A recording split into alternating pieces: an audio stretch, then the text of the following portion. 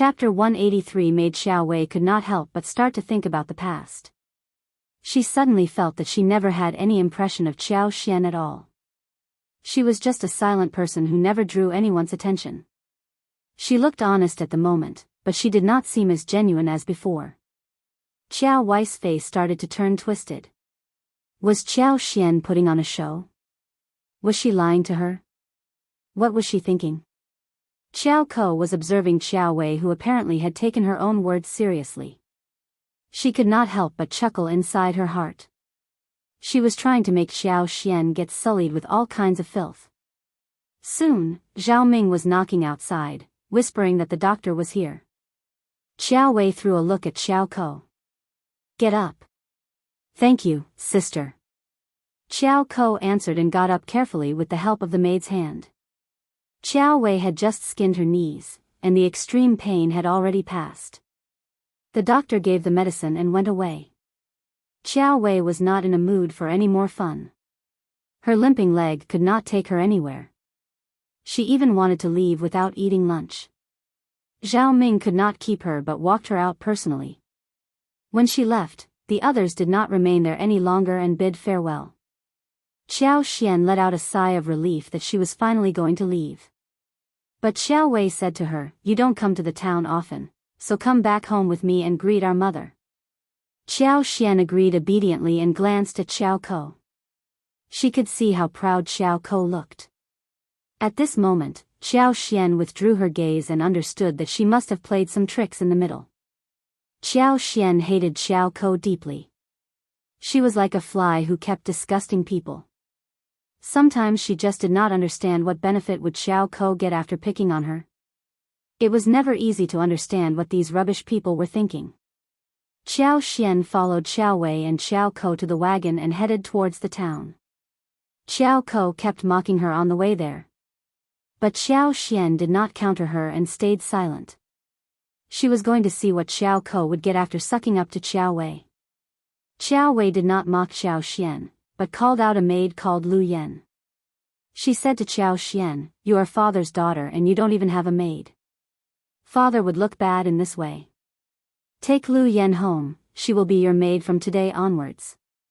Xiao Wei never mentioned anything about the maid's contract, because Lu Yan's contract was in Xiao Wei's hands. Xiao Xian was startled and she panicked. "I don't think it would work, we are just a countryside family. Just take her."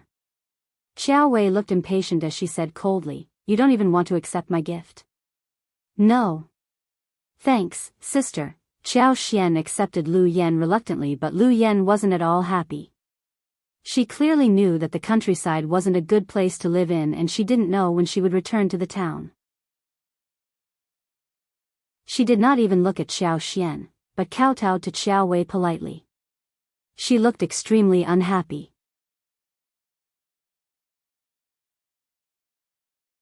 Chapter 184 Maid from Sister Xiao Xian ignored her reaction. Soon Xiao Xian waved them goodbye and left with Lu Yan. The moment she left, Madame Qiao turned angry seeing Qiao Wei's wounds on her knees. Before Qiao Ko could beg for forgiveness, she scolded her and grounded her for 10 days and asked her to copy 10 scrolls of Buddha scripts. Angry inside her heart, Qiao Ko looked pitiful and helpless. She had tears in her eyes but did not dare to utter another word. Xiao Xian left with Lu Yan and met up with Xiao Yunduan. Xiao Yunduan let out a sigh of relief seeing her coming back safe and sound. But he was surprised to see Lu Yan there. He turned to Xiao Xian with a look of inquiry. Xiao Xian winked at her and said pretentiously in a weak voice, "This is Lu Yan, a maid given by my sister." Lu Yan could not help but purse her lips, snorting and rolling her eyes at Xiao Yunduan. Maid? They were just poor people, how did they call her a maid? Also, her elder miss did not give her to them. She was asked to spy on them. Her contract was in her elder miss' hands, who said that when she was done with her task, she would be brought back home again. Did this couple really think that they were someone of importance? Did they think that she was going to serve them for a long time? They were just dreaming. Xiao Yunduan frowned slightly. He understood what elder Miss Qiao wanted to do. Madame Qiao must have been involved in it too. Xiao Yunduan did not show any reaction when they were in town. He nodded gently. I got it. Then, let's go home. He was totally relieved to see Qiao Xian safe and sound. Yes, let's go. Qiao Xian nodded and felt a bit gloomy. She could do something about Lu Yan, but she was not going to do that right away. They had no choice but to return empty-handed, instead of buying some meat and snacks for home. What bad luck for them. The roasted chicken they bought the other day was used to save the man on the road. She had intended to buy another one today. The roasted chicken looked crispy on the surface and it must be delicious. They rented the bullock cart for their transportation. The rakes were almost done and they did not need to spend money on rakes anymore. So they had the bullock cart with them. The rent was twice as high as on regular days. Xiao Yunduan was driving the cart while Qiao Xian took the back seat. But Lu Yan did not like it. She did not even help Qiao Xian get onto the cart, and even if she saw Qiao Xian getting on the cart, she refused to do anything. Qiao Xian sneered inwardly. What was this maid thinking? She had her life at the mercy of someone else. What rights did she have to showcase her sense of superiority in front of a free woman like her? How ridiculous. But she did not bother to engage with a stupid woman like that. Instead, she said gently, with a smile, the cart is a bit shabby. It is okay if you aren't used to it. You will be able to catch up with us. We won't run too fast, so you can walk along. Lu Yan was startled.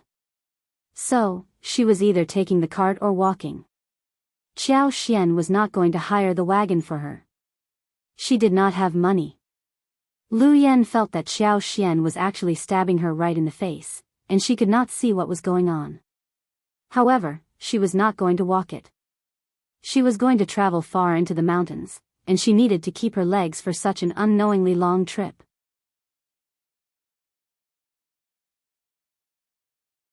Chapter 185. Overcome. Lu Yan pursed her lips, but started to climb up to the cart unwillingly. When she was about to climb on, Xiao Yunduan waved the whip that hit straight on the bull's back. The bull, which got the jerk, suddenly lunges forward. Lu Yan let out a frightened scream.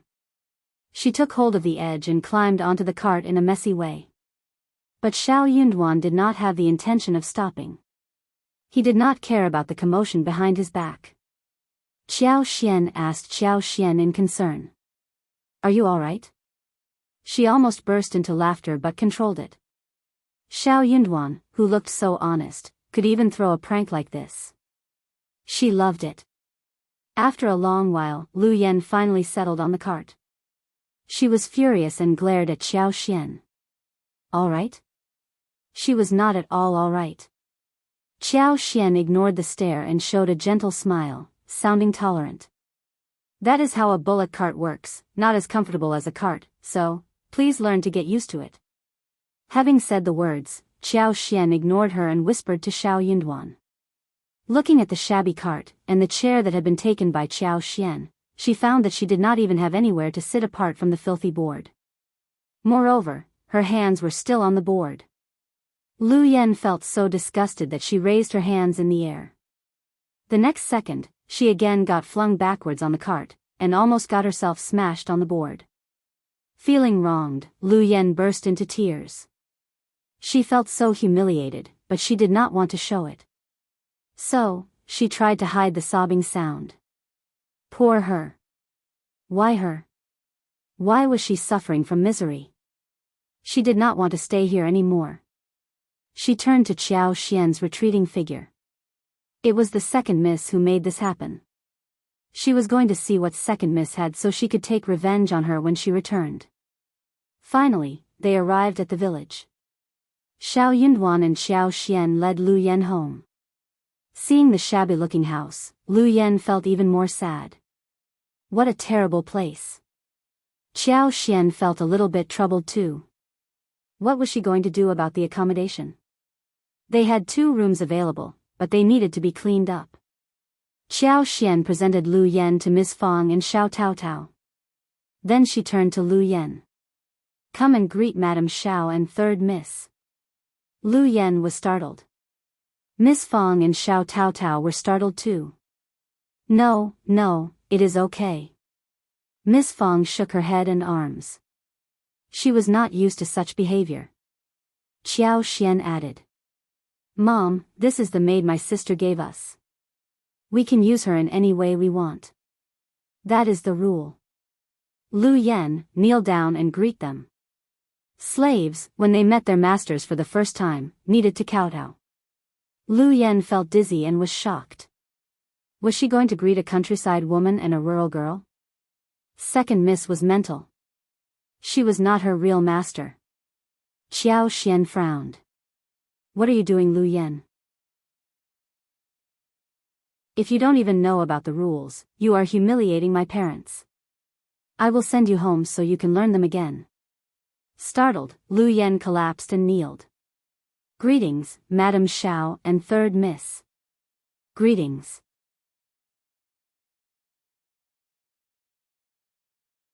Chapter 186. Habit. Seeing that Qiao Xian could make her kneel down so smoothly, Lu Yan could not help but feel irritated. But it was already too late. She was a maid after all, and she was used to kneeling down. So she did it almost subconsciously. Xiao Taotao got so frightened that she retreated backwards, and turned to look at Qiao Xian nervously. Miss Fang was startled as well. Well, get up, now.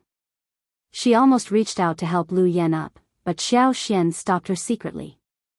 Qiao Xian turned to Lu Yan and smiled. You have done well. Get up now. From this moment on, you should settle down properly and serve us full-heartedly. Just do what you are supposed to do. Do not say anything that should not be said, or do anything that should not be done. In this way, you can live a good life. My mother-in-law and her family are all excellent and kind-hearted people. You can be assured. Okay, let's go and clean up your room. Qiao Xian looked at Ms. Fang when she said that. Ms. Fang nodded dumbly as Qiao Xian led Lu Yan to a small wing room, where she needed to clean up everything alone. She was the maid, but why must she clean up her own accommodation as well? Seeing that the light was bad, and there was some mold floating in the air, Lu Yan noticed that the broken side room was filled with stuff. Everything was so filthy.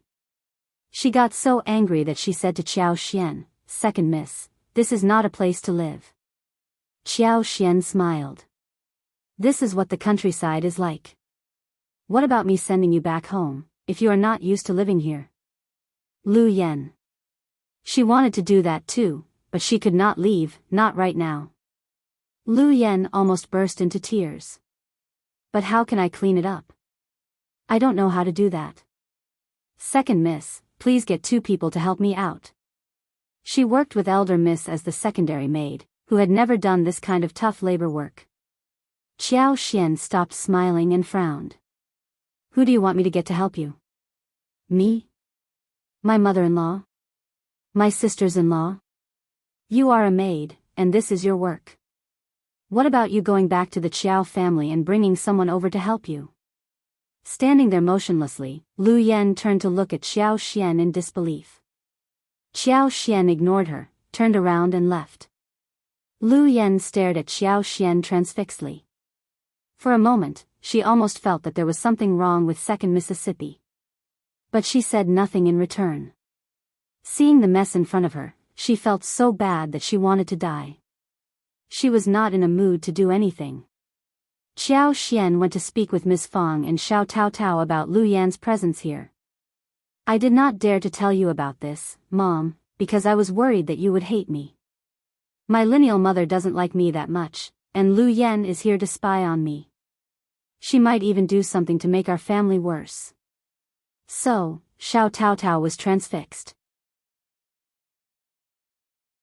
She always believed that 5th sister-in-law must have lived a good life at her mother's home, where she never needed to worry about anything. But it seemed that her 5th sister-in-law had not been in a good position earlier. The kind-hearted girl felt so sorry for 5th sister-in-law. She did not have a mother to love her, and did not even dare to report it to her father. It was so difficult. She was going to treat her 5th sister-in-law well, so she could live a happy life.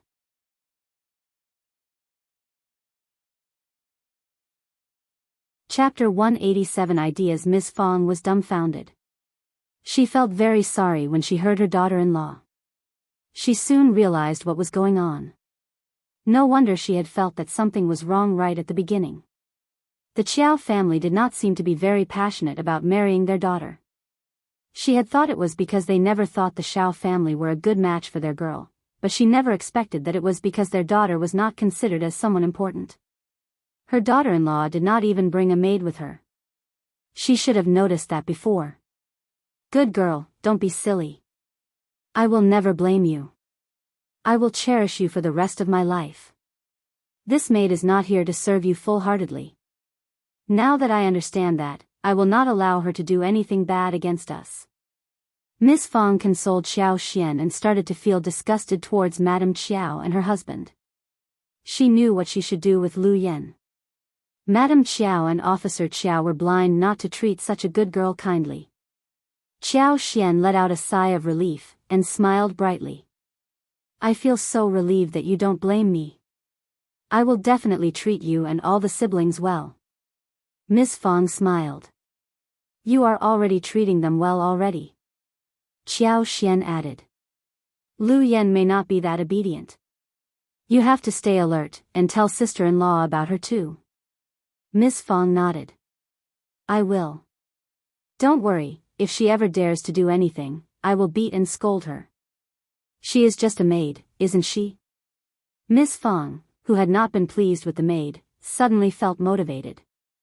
She found herself feeling like the master. Xiao Xian chuckled and nodded. Of course. Miss Fang was satisfied with her response. Xiao Xian went to Xiao Yunduan and discussed the matter. They had no idea what Xiao Wei's purpose was. Xiao Xian said, my lineal sister always has different ideas. I believe that Xiao Ko must have said some bad words about me. Let us just keep the maid, she won't be able to turn the table. Xiao Yunduan nodded. Don't let her know that you can make money, hide it well. Xiao Xian burst into laughter, feeling warm inside her heart. I will. She suddenly added. She should never get close to our room or touch your books, or disturb your studies. Xiao Yunduan nodded seriously. I will not allow her to get close to me at all. Xiao Xian liked what she heard, and gave him a smile. When they were done talking, Xiao Xian asked Xiao Tao Tao to come over to her room. They took out the seeds of tomatoes and sun-dried them, so they could be planted. Xiao Xian took out the seeds, spread them out in a small round dustpan covered with gauze. She said to her, Tao Tao, please take good care of the seeds for me. They should only be planted after being sun-dried. The fruits can be eaten as either snacks or vegetables. They are good things. Xiao Xian did not want Lu Yan to see these, nor did she want mice or birds to peck at them, so she entrusted Xiao Tao Tao to do the job. Xiao Tao Tao nodded at her and said, don't worry, fifth sister-in-law, I will take good care of the seeds and lose none.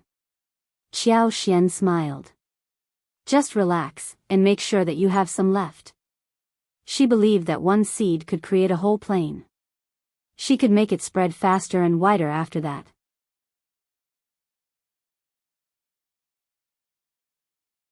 Chapter 188. Feeling good, the two of them talked and then went up to the yard for a walk.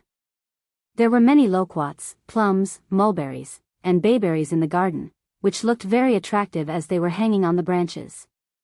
The two of them held a few in each basket. They washed and sun-dried them, so that the whole family could eat it. Wild lemons had grown quite a bit, so had peaches, as well as dates, persimmons, pears, grapes, and figs. The watermelon's veins were everywhere, casting a patch of greenness on the ground, looking really interesting. The watermelons were round and in different sizes. The large ones were as big as bowls. Xiao Xian felt that she could pour in some power so the watermelons could be ready to be eaten earlier. What a wonderful thing! The pomegranates were also blooming, and they were particularly bright and dazzling. No wonder there was a sentence in the ancient poem, in May, the pomegranates shine brightly. The planted Panax noto ginseng and ginseng had already sprouted and grown more than 2 inches tall. Gastrodia looked even more energetic and neat. Xiao Taotao was very careful and excited when seeing the medical herbs. They were all worth a lot of money. She was so happy for fifth sister-in-law, even though the plants did not belong to her. By evening, the whole family was back and learned about the maid. For farmers' families, it was a fresh thing, so Lu Yen attracted a lot of attention as if she were someone rare. Lu Yen started to feel quite proud inwardly. She could not help but straighten her back, thinking that these rural people must have not seen the noble air around a girl like her. The maids from large families were surely more noble than ordinary daughters. Also, she was in a better position than those from the large families, since she was working at the officer's home. These rural people must feel so ashamed and jealous seeing her. But those villagers felt strange as to why she looked so proud. Only Qiao Xian and Xiao Yunduan could tell what she was thinking, and they rolled their eyes inwardly. Qiao Xian decided to get 2 crucian carps from the backyard water tank and braised them. There were many fish and shrimps in the river, and Xiao Xiaoqi always brought back some and added them to the water tank when they ran out of ingredients. Qiao Xian was used to making meat dishes, and Ms. Su, as well as Xiao Taotao, would take care of the preparations. Seeing Qiao Xian working so hard in the kitchen, Lu Yen stayed far away from them, fearing that Qiao Xian would ask her to help as well. She laughed at Second Mississippi. She was even worse than a maid like her. She had never needed to do any work in the kitchen. She was going to remember this and tell Elder Miss about this. Her Elder Miss was definitely going to be very happy. Qiao Xian made braised carps, steamed eggs, and then walked out of the kitchen. Miss Su made fried yam slices and stewed beans. They added a bowl of sponge gourd and the whole family started to eat together. Before Lu Yen could see the dishes, Qiao Xian took her to the kitchen. "We don't have any rules here, you don't have to stay by our side when we eat. You can eat in the kitchen if you want to." Lu Yen. Staying by their side? What were they dreaming about?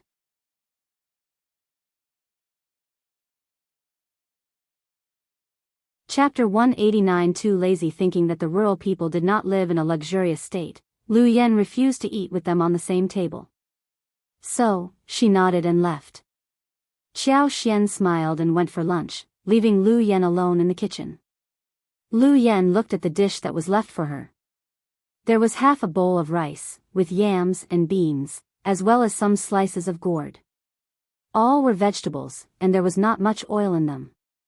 How could this be edible? Miss Fang told Miss Qiao to put in as many seasoning spices as possible, which was much better than before, considering that the family had plenty of money for the moment. At least right now, the dishes were not tasteless. But compared to the kitchen of the county magistrate's home, the dishes definitely paled in comparison. Lu Yen was a secondary maid, who was used to eating meat during every meal. Whenever Qiao Wei was happy, she would even give the maid some desserts or leftovers of the delicious dishes. So, Lu Yen was not at all used to the poverty she had to face now. Seeing the rice and vegetables, Lu Yen suddenly felt unhappy. How could this food be eaten? She was not satisfied, but Qiao Xian, who was very cautious towards her and could punish her whenever she made mistakes, would never mistreat her. If she were in anyone else's family, she would not even end up being given a bowl of rice. Lu Yen could not stand it anymore. She ate a small portion of the dish, put down the chopsticks and bowl and returned to her wing room. She kept sobbing lying on the hard and shabby wooden bed. Lu Yen had a very difficult time throughout the night.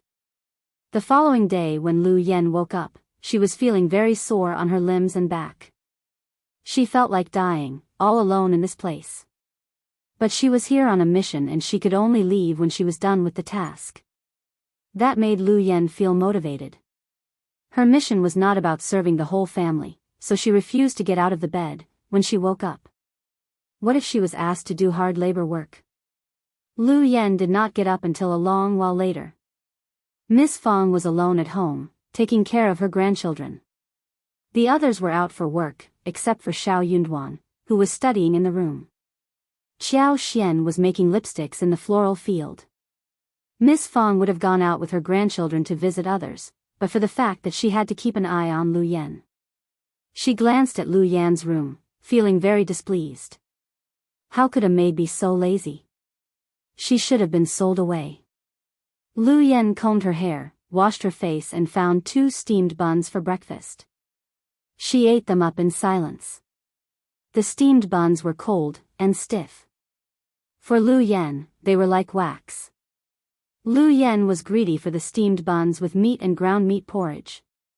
She desperately wanted to go back to where she came from. Lu Yan gave herself a pep talk and then went up to Miss Fang. "Greetings, Madame Qiao," she came to Miss Fang and said with a flattering smile, "Young master grandson and lady granddaughter are so good-looking. They must have a great fortune in the future." Xiao Junyan and Xiao Qing were eating loquats and plums, seated on the chairs next to Miss Fang. The bright yellow loquats and dark red plums were big and plump, and the juice flowed across the lips when they took a bite. The flesh was thick and tender, and the fruit was full of flavor. The 2 children ate everything with relish and had satisfied smiling faces.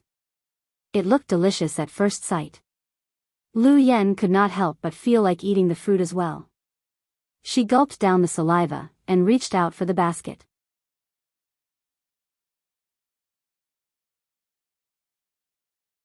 Chapter 190. Not her. Miss Fang moved the basket and snapped at her. "You are not at all honest. You are such a lazy maid.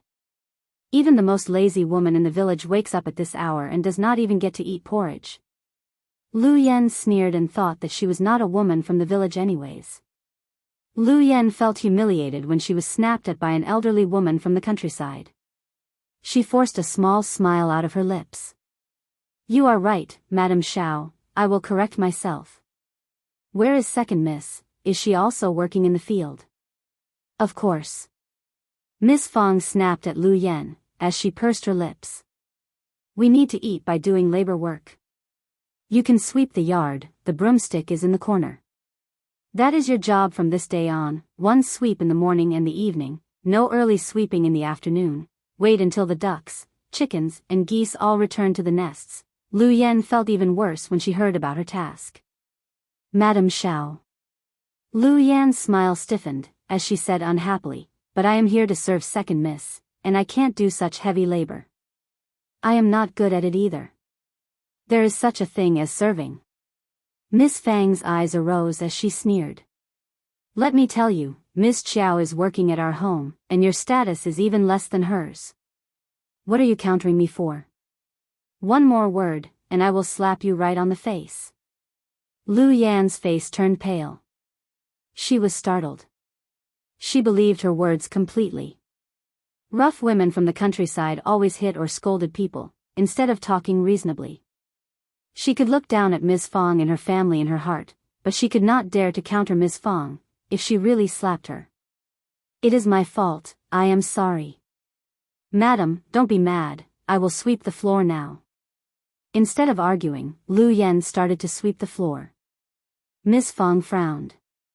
Xiao Taotao had swept the floor early in the morning. Lu Yan could never do a good job. This was such a mess. Miss Fang looked down at her inside her heart. What was she doing here, and she even wasted their food? Miss Fang wanted to drive her away directly, if she could. Lu Yan sneaked back to her own room, when she saw that Miss Fang was not paying attention to her. The broken wing room was a poor place, but it was much better than doing the labor work. She was very worried that Miss Fang would make her do the hard tasks again. Lu Yan kept herself hidden from everyone. Qiao Xian as well as the rest of the family did not care, because they never expected her to do anything in the first place. Qiao Xian even was worried that Lu Yan would seduce Xiao Yunduan, but it seemed that Lu Yan was avoiding the brothers of the Xiao family, fearing that she would be too attached. That made Qiao Xian feel quite assured. Lu Yan did not dare to irritate Miss Fang, so she tried to get close to Ms. Su and Xiao Taotao, hoping to get some news about Qiao Xian from them. But Miss Fang had told Ms. Su and Xiao Taotao not to say anything, so her attempts failed. They were worried not to be able to counter Lu Yan, who might use tricky means, so they kept silent and said nothing. Without any way out, Lu Yan failed to get any valuable information for Elder Miss Qiao, so she clenched her teeth and expressed that she was going to keep Qiao Xian company to do labor work in the fields. But Qiao Xian turned her down.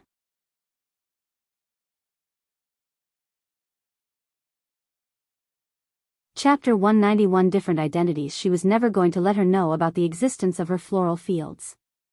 Qiao Xian's rejection caused suspicion in Lu Yan's eyes. She tried to stalk Qiao Xian, but was discovered by Xiao Xiaoqi. Qiao Xian lectured her and asked Xiao Tao Tao to take her to Miss Fang. Lu Yan tried to sneak into Xiao Yunduan and Xiao Xian's room when Xiao Yunduan was at the college for studies, trying to find something there. But Miss Fang got to know and found her when she was going through the wardrobe. Miss Fang snapped at her angrily. Knowing that she was not in a good position, Lu Yan apologized and did not dare to counter her. Knowing what happened, Qiao Xian angrily slapped Lu Yan right on the face, pointing at her and cursing.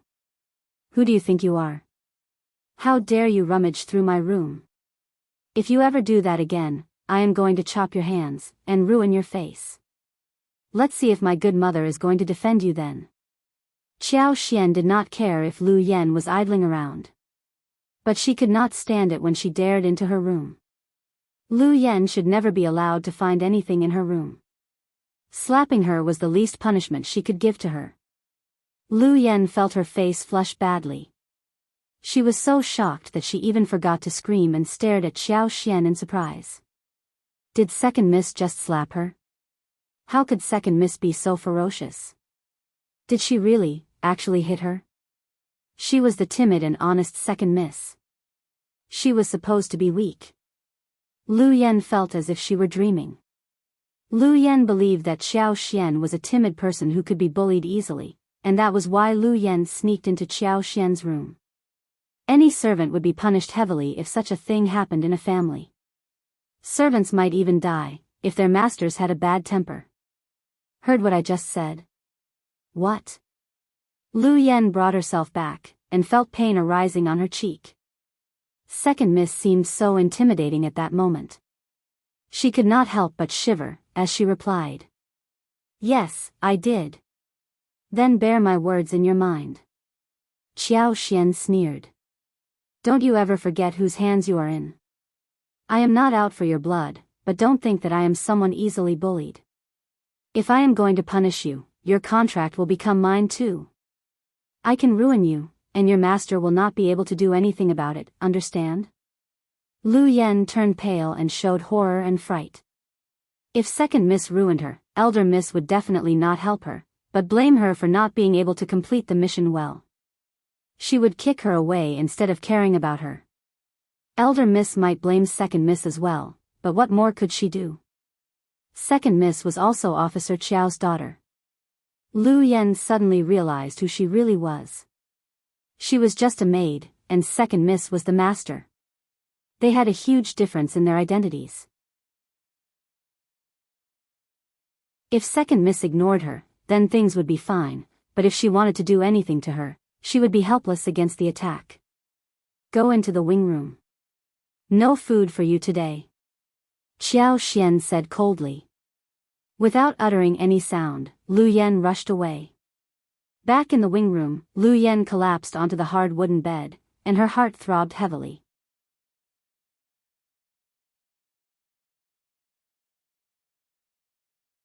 Chapter 192 Elder Miss Prize. But soon Lu Yan became excited again. Her eyes were sparkling. No wonder Elder Miss had sent her to watch out for Second Mississippi. There was something wrong with Second Miss. She was hiding herself so well that she did not reveal her real temper until this day. Elder Miss was so smart to have noticed this secret. Lu Yan turned extremely happy. It was a great piece of news. She was going to take the information to Elder Mississippi. Elder Miss was definitely going to bestow great prizes and praise her. Elder Miss had told her that Second Miss would go back to her mother's home on the 15th day of August. At that time, she would reveal everything to Elder Mississippi. All she needed was to wait until that day. When the rakes were ready, it was time for seedling. That was something that needed to be done at the right hour. The first section of the Xiao family only had 7 mu of field, and their grain production was not so high. So, it took time and labor to finish the field planting. Qiao Xian ceased her work of lipstick, because Ms. Su and Tao Tao as well as Qi were helping out with sowing seedlings in the field. Ms. Fang was cooking at home, and Xiao Xian was asked to take care of Xiao Zhenyan and Xiao Qing. As for Xiao Yunduan, he was busy studying in his room, whilst the other brothers were out in the field. Second and third sections of the family again came to the door. They first started to coax eldest uncle outside home. As a result, at dinner time, elder uncle said, "Let's take an early break tonight. We need to get down to work on the seedlings in the field. When you are done, you can help second uncle and third uncle as well. It is a very important matter that can't be delayed." Miss Fang rolled her eyes before he could finish his words. The whole family showed no look of surprise. They had been used to this kind of request. But things were different this year. What? They don't own our fields, do they? We made the rakes, why must we do the seedling work too? Oh, does this mean that we can get the fruits when autumn comes? And we can pick the rice we want? Are they so handicapped that they can't move at all? Eldest uncle frowned. How can you say things like this? We talked about this before. We will forget our past grudges and start fresh. Why are you still thinking about this? Miss Fang got even more annoyed.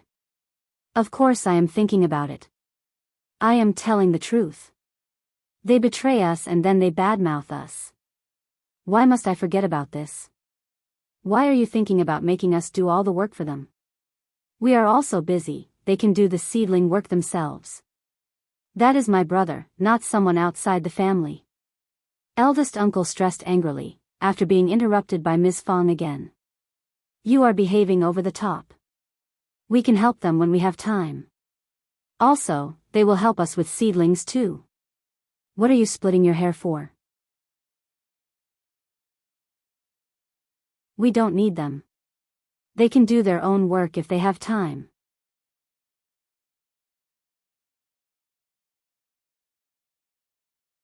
Chapter 193. Clear in mind. Eldest uncle glared. You are not working in the field, so you have no rights to make a decision. Miss Fang looked at her sons. Do you need second and third uncle for help? Xiao Dalong was too honest to make an expression. He scratched his head and did not dare to utter a sound. Miss Su did the same thing too. She did not say a thing, but inwardly, she was cheering for her mother-in-law. Xiao Sanlang did not give up after hearing what his mother said. I don't think so. They are always lazy and they never do anything. Xiao Xiaoqi and Xiao Tao Tao nodded in agreement. They are so lazy and slow. We are much faster. Last year when we helped second uncle with the seedling, second aunt-in-law took second cousin back home and told her to help with cooking. But when we came to her home for lunch, we did not get to eat any food except for one pot of porridge and pickles. That was such a simple lunch that I believed the second aunt-in-law could have done it alone. Eldest uncle. Heard that? Miss Fang sneered. No one cares about them. They are just tricking us. They are getting more and more treacherous towards us. Elder uncle felt humiliated, as he said in a sunken voice, you should drop the idea. We are going to help, that is all. Understood? Qiao Xian could not stand the whole thing anymore. She smiled. Mom, it is very easy to resolve this matter. We can help them the way they help us, that is fairness, right? The whole family immediately got clarity in their minds. Xiao Yunduan could not help but glance at Xiao Xian, smiling. He had come up with the idea before, but he could not say it out loud. He was the son, who should not humiliate his father publicly. It was better for his wife to say so. That is true. Xiao Sanlang struck his leg, eyes sparkling. This is a great idea. You are so smart, fifth sister-in-law. Eldest uncle shivered. Shut up, Miss Qiao, what kind of idea is it? Seedling is an important thing, we have to take it seriously. Miss Fang was very displeased. She sneered. What are you shouting at my daughter-in-law for? We are being totally fair, not messing around. Seedling is a very important thing, so you can ask your brothers to pay attention to their own business. It should not be delayed, right? Why didn't you blame them for being lazy? Isn't seedling important for them? If you like them so much, you can help them yourself. Qiao said, after the seedling process is over, we are going to host the wedding for the third sister-in-law, and we are totally occupied. I need to hire elder brother and elder sister-in-law to help with preparations. She really did not have time to help the other sections of the family with anything. Qiao was not yet done with lipsticks. She needed to continue with her work. Yuezheng Xiao had told her that she should make as many as possible, and he was going to buy them all. They only had 500 lipsticks available for sale. She had to hurry up. One lipstick was worth 2 liang, and that was a great thing. They had no wax, so she needed to take Qi and Tao Tao into the mountains. She was going to take in 30 bees boxes within a month. She planned to plant mushrooms too, apart from lipsticks. She had made a new plan.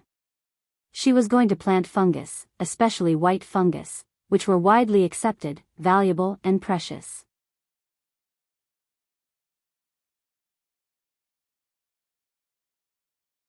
Chapter 194. Not others. In addition, she could plant some straw mushrooms, enoki mushrooms, oyster mushrooms, and poplar mushrooms, which would be delicious to be eaten. She did not trust anyone else, but her family. Ms. Su did not dare to counter her father-in-law while facing something else. But Qiao was talking about the business that helped Ms. Su to earn money, so she had to say something. Working for Qiao helped her earn money, and that made Ms. Su feel really pleased. She often counted the money she had saved in the room, laughing like a silly woman. She was saving it all for her own future. So when Qiao offered some more work, while her father-in-law intended to get them to help the other sections of the family, she felt really annoyed. As a result, Ms. Su said boldly, "True. Dad, we can't delay what fifth sister-in-law needs us to do, right? We must help our own family first." Ms. Fang looked at Ms. Su. "You are right, we should understand who is closer, and who is further away from us." Furious, eldest uncle finally snapped. "You are all trying to irritate me. All right then, you all can stay put. I will go over myself." Having said the words, eldest uncle walked away, angrily. Ms. Fang sneered. "All right, just leave my sons alone. Don't you forget to stay for lunch there." Eldest uncle wanted to ignore what she said, but caught all of it.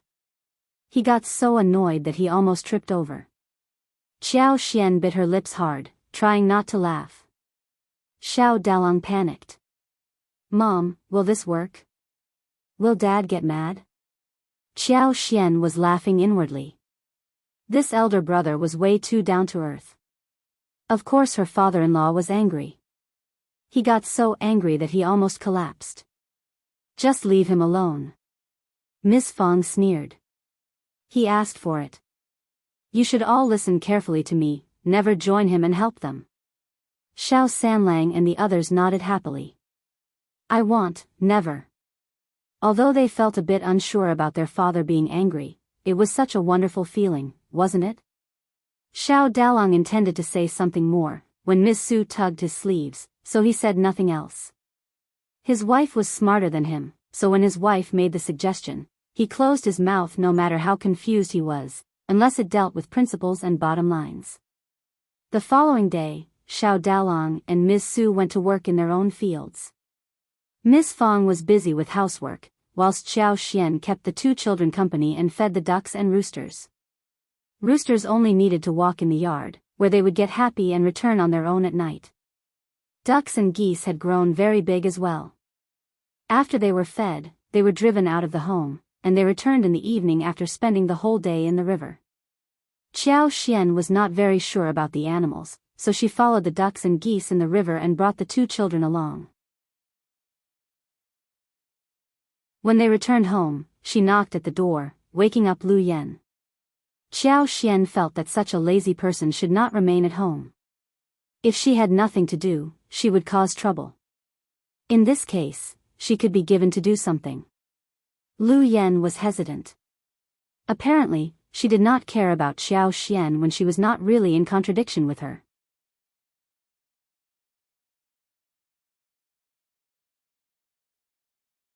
Chapter 195 Real second miss but for Shouting Village, which was far away from the town, and she, as a single girl, was worried about running into something unpleasant on the way. She would have run away rather than stay here. That was why Qiao Xian was never worried about her running away. Seeing how Lu Yan was behaving, Qiao Xian sneered. Sweep the floor clean, chop the wood well and wash all the clothes. No food for you, if you don't finish the work. If you can stay hungry for a couple of days, then you are welcome to do nothing. She had not entrusted her with any work before, because she wanted to see what Lu Yan could do. It was never difficult for her to rectify her. Lu Yan was surprised, unconvinced and extremely furious. She was certain that the second miss had changed. She was different from before. Or the second miss had always been pretending in the past. Second miss at this moment was the authentic one. Lu Yan had never respected Qiao Xian. So when she was threatened, she was not very happy.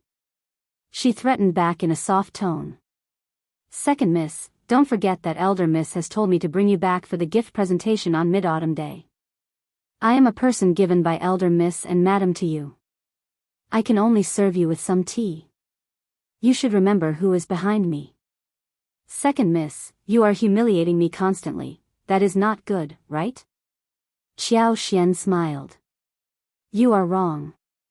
What do you mean by who is behind you? Should I explain my actions to you? Do you think that just because your contract is not in my hands, I can do nothing about you? Mid-Autumn Day is still not here yet. Do you think that I will be afraid of your report to them? Just wait and see what happens if you disobey me, okay? Lu Yan's face changed slightly, as she stood motionlessly. But she still did not want to move. She refused to do any labor work. She just did not want to do farmer's work. Maids from the mansion never did anything like this. Qiao Xian raised her eyebrows and was about to say something, when Ms. Niu came in with her grandson in arms. She shouted. Elder sister-in-law, you bear the grudge in your mind for so long. What are you staying here for? We are just offering our help, Ms. Fang countered immediately. I don't care. You can do your own work if you want to. We don't need your help, because you are going to say that your time and fields got wasted because you helped us with seedlings. How horrible that would sound. Ms. Fang told the other two sections of the family not to visit them. She did not help them either. Second uncle and third uncle had an argument with Ms. Fang, but they never showed up anyway. They believed that they were kind-hearted, but they were turned down early in the morning.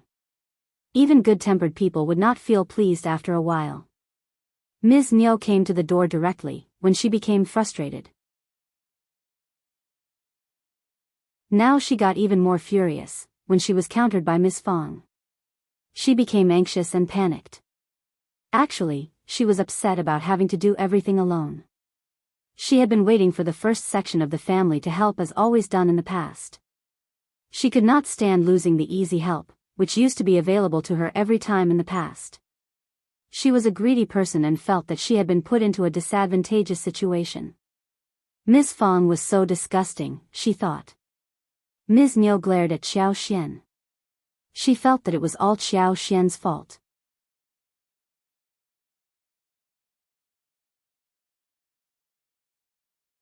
Chapter 196 Fierceness. Ms. Niu regretted so deeply that she had not protested against this marriage.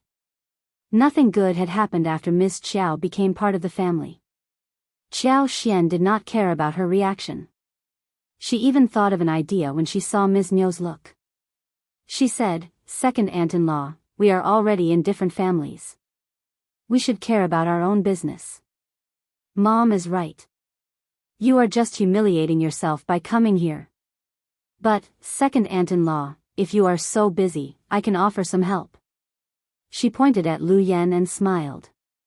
"This is my maid, Lu Yan. Why not take home and make her do your work? You can do whatever you want with her. Maybe, she can be of some help to you." Ms. Niu, who had been so angry a few seconds ago, stopped as she heard the words. Are you sure? You are going to let me use your maid?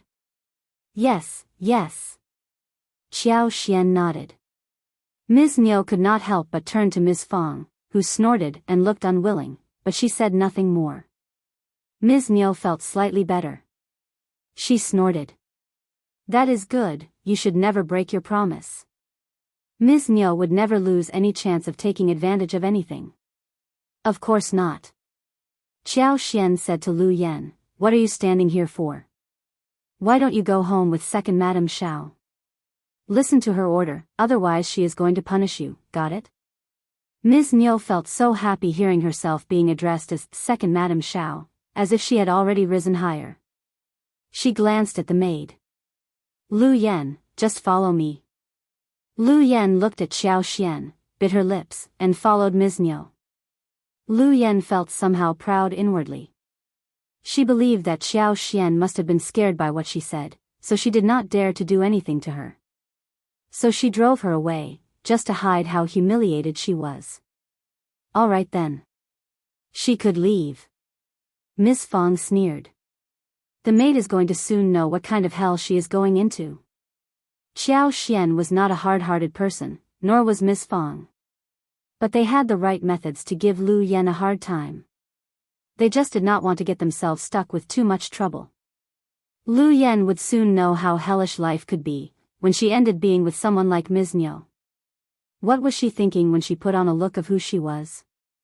Hearing what Ms. Fang said, Qiao understood that her mother-in-law knew what she was doing. Mom, you know me well, that maid has to go through some difficulties so that she knows what the world is like. In the afternoon, Xiao Dalong and the others came home for lunch. Qiao helped with dough making and noodle kneading. A while ago at home, Qiao cut chili noodles, shiitake mushrooms, egg skins, pork belly into dices, and fried shrimp, minced garlic, minced green onion, minced ginger, fried peanuts, and put them into a large jar just to mix with noodles. Apart from the noodles, she picked some beans, celery and scallions from the yard. The beans and celery were chopped, blanched in boiling water, whilst scallions were cut into minced green onions as seasonings. When the water was boiled, the noodles were cooked, and scooped up so the vegetables, sauce and sesame oil as well as vinegar were mixed with pickles from the jar. It looked tasty and appetizing. The dish was simple, and the meal made people feel so satisfied.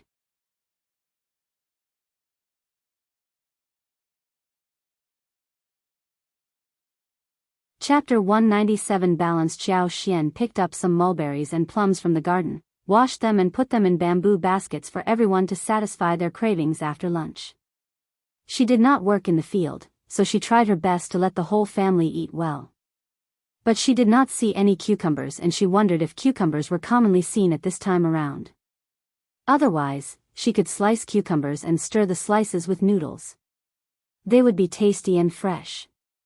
As long as she loved it, she could let the fruit trees grow all kinds of fresh fruits throughout the whole year. But that was not very scientific and she might cause a sensation. At this time, the loquats were already out of season, and there was still a small portion of plums, mulberries, and bayberry. They would go out of season in about 10 days at most. But peaches, grapes, watermelons could be eaten again, then figs, and then pears, dates, and pomegranates would be ripe enough. Eldest uncle was still very angry with Miss Fang. He was wearing a bad look on his face. The whole family had been fed up with the second and third sections of the family during the past few years, and they did not want to slow her down or hold her back when their mother took the lead and protested against it. So no one cared about eldest uncle's look. That made him feel even worse. In silent mutiny, he stopped the work of his own family but went down to the third section of the family to help him. Third section of the family was not giving him a good time. Lulang was someone who worked over a desk, and there were no other sons who worked in the field. Eldest uncle just could not stand that the third section of the family missed the spring plow. But the second section of the family felt very imbalanced in their hearts, thinking that their eldest brother should be fair. He could not just help the third section of the family, but also the second section of the family. Eldest uncle felt very uncomfortable. In his opinion, they were brothers. They just lived separately because they had more and more new people coming to the place. But the whole family was still one. The whole family should stay together and help each other. As long as they combined forces, they could all have a better life. He really did not think that it was a problem if his sons worked hard for the other sections of the family. Nephew Lulang was physically weak, and he could not go down and work in the field, so he felt that it was totally normal if he helped out his third brother and his family. But what did his second brother mean, when he had so many helpers? Why must he go and help them? When he refused to, he was considered as not being fair. It was not about fairness. It seemed that the second brother and his family did not understand the idea of being one family. Eldest uncle felt really emotional. He tried to explain to the second section of the family, which made second uncle further irritated. But he stopped when he thought of how his wife got a maid from the first section of the family. Eldest uncle felt better thinking that he had managed to convince his second brother. Look, he understood it. He can see through my ideas. Ms. Fang did not care about her husband working for the third section of the family. He could continue to be there. As long as his own family was on the right track, he could be left alone. They had not been to the town for days, and Xiao Xiaoqi had not hunted in the mountains, so Miss Fang bought some tofu from the wandering sellers.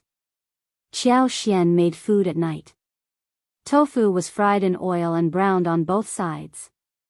She was going to make a dish of stir-fried tofu with green peppers and mushrooms. A large catfish was killed, and she stewed it with the sauce which had been mixed with noodles for lunch. 2 more crucian carp were killed, and after the cuts were made, they were wrapped in flour and fried, and then braised. She also made another fresh bamboo shoot soup and 1 dish of fried beans. A table consisting of 5 dishes made a good meal.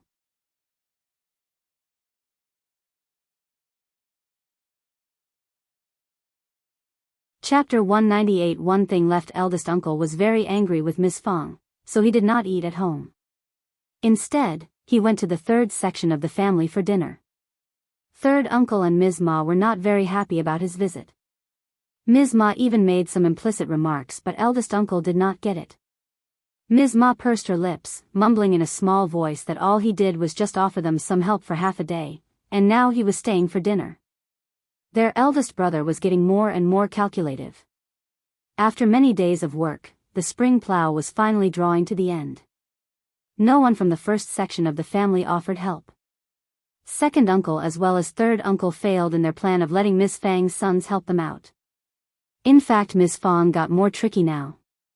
She asked her sons to slow down their own labor work, so they did not have any free time to offer anyone else any help. So, after the second and third sections of the family took advantage in getting the rakes made, they would not be called reasonable if they forced Miss Fang and her sons to help with the seedlings also. Feeling helpless, the second and third sections of the family had to ask some people from the village for help so they could finish the spring plow. When they were done with the spring plow, the first section was done with their work as well. The 2 families got very annoyed. They felt as if they had been set up. They knew clearly by this point that Miss Fang was getting harder to deal with. Spring plow had just passed. Yang Xiaoni was getting ready to be married to the family, so the first section of the Xiao family was going to be even busier for the days to come. But there were many helpers in the family, and due to the wedding of Xiao Yunduan and Xiao Xian which took place just a while ago, they were fairly familiar with the arrangement of the wedding this time. Besides, Miss Fang had plenty of money now, and she was more confident and faster in getting everything done. The large and important stuff as well as the new room were all ready. The wedding reception had been well arranged, so was the guest lists. The meat, the vegetables, and everything else was booked. Everyone was waiting for the wedding day to come. Those whom they needed for help were all informed. There was just one thing that remained to be done. Xiao Sanlang was very honest and he treated Yang Xiaoni well. When he was done with the spring plow, he told Miss Fang and eldest uncle that he was helping Yang Xiaoni and her family out. Yang Xiaoni had been complaining to him all the time about what her brother and sister-in-law were like. Xiao Sanlang had heard quite a lot about the couple's behavior as well. Spring plow and autumn harvest were top priorities throughout the year and they were the most tiring errands as well. Yang Liang and his wife were very lazy and loved to eat good food. So, if they took the excuse of the spring plow and tried to ruin the wedding, that would be troublesome. So he just wanted to offer some help to press down the couple, so that he could get the girl home. After the girl came to his home, he would leave the couple alone and care nothing about them anymore. Married girls would always be spilled water, and even a brother could not interfere in his sister's-in-law's family. Actually, Yang Liang and his wife had been very annoyed by the spring plow. Ms. Tian kept forcing Yang Xiaoni to ask the Qiao family for help, but Yang Xiaoni ignored her and did not want to do anything about it. There was one time when she was slapped right on the face without being able to dodge it. As a result, she tripped over and skinned her arm. When third Grandma Yang was helping her put on the medicine, the girl, who had been so broad-minded and optimistic all this while, could not help but burst into tears. She had not yet married, and was being forced to ask her mother-in-law's family to help her brother with labor. What position would she have at her new home in future? How would she be able to face her mother-in-law as well as her sisters-in-law? So, she did not listen to what Miss Tian asked her to do, no matter what Miss Tian said. But it was not so easy to ignore the issue. Third Grandma Yang promised to get involved, only because Miss Fang had given her some gifts earlier. Moreover, she was in the right position to get involved in their family affairs as an elder.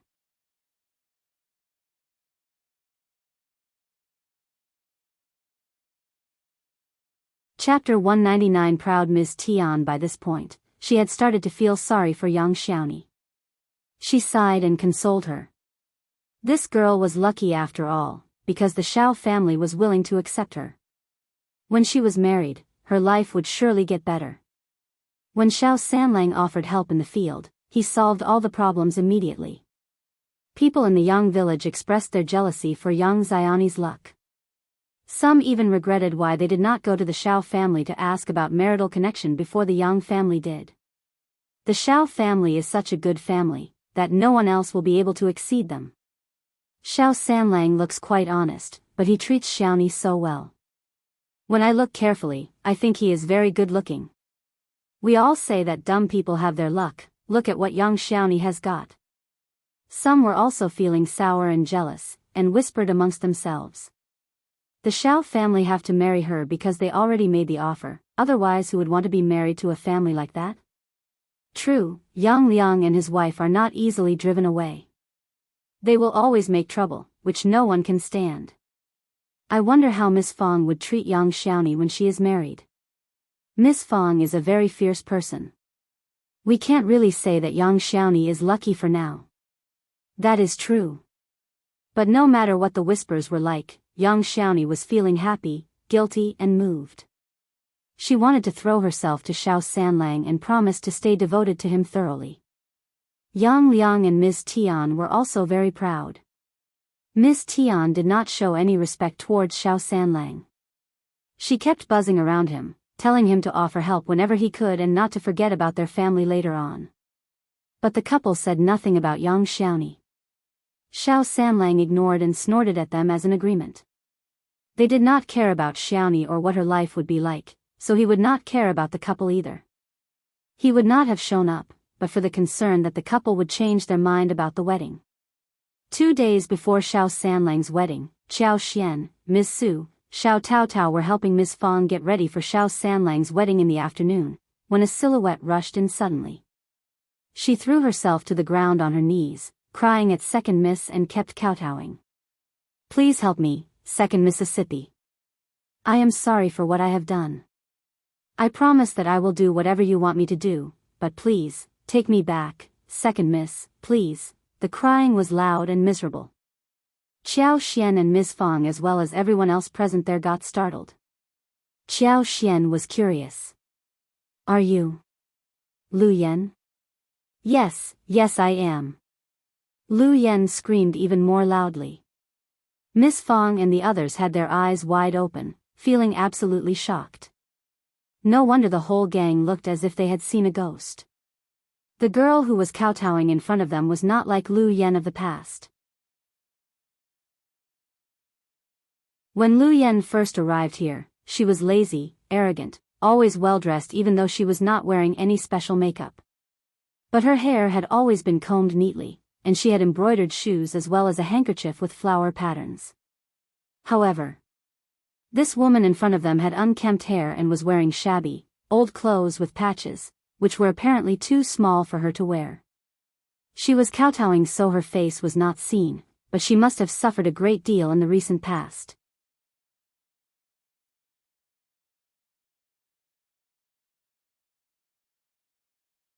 Chapter 200 Revenge. When she was kneeling in front of them, Lu Yan looked totally different. In fact, she resembled a refugee. Miss Fang suddenly realized what had happened. She snorted slightly and then sneered.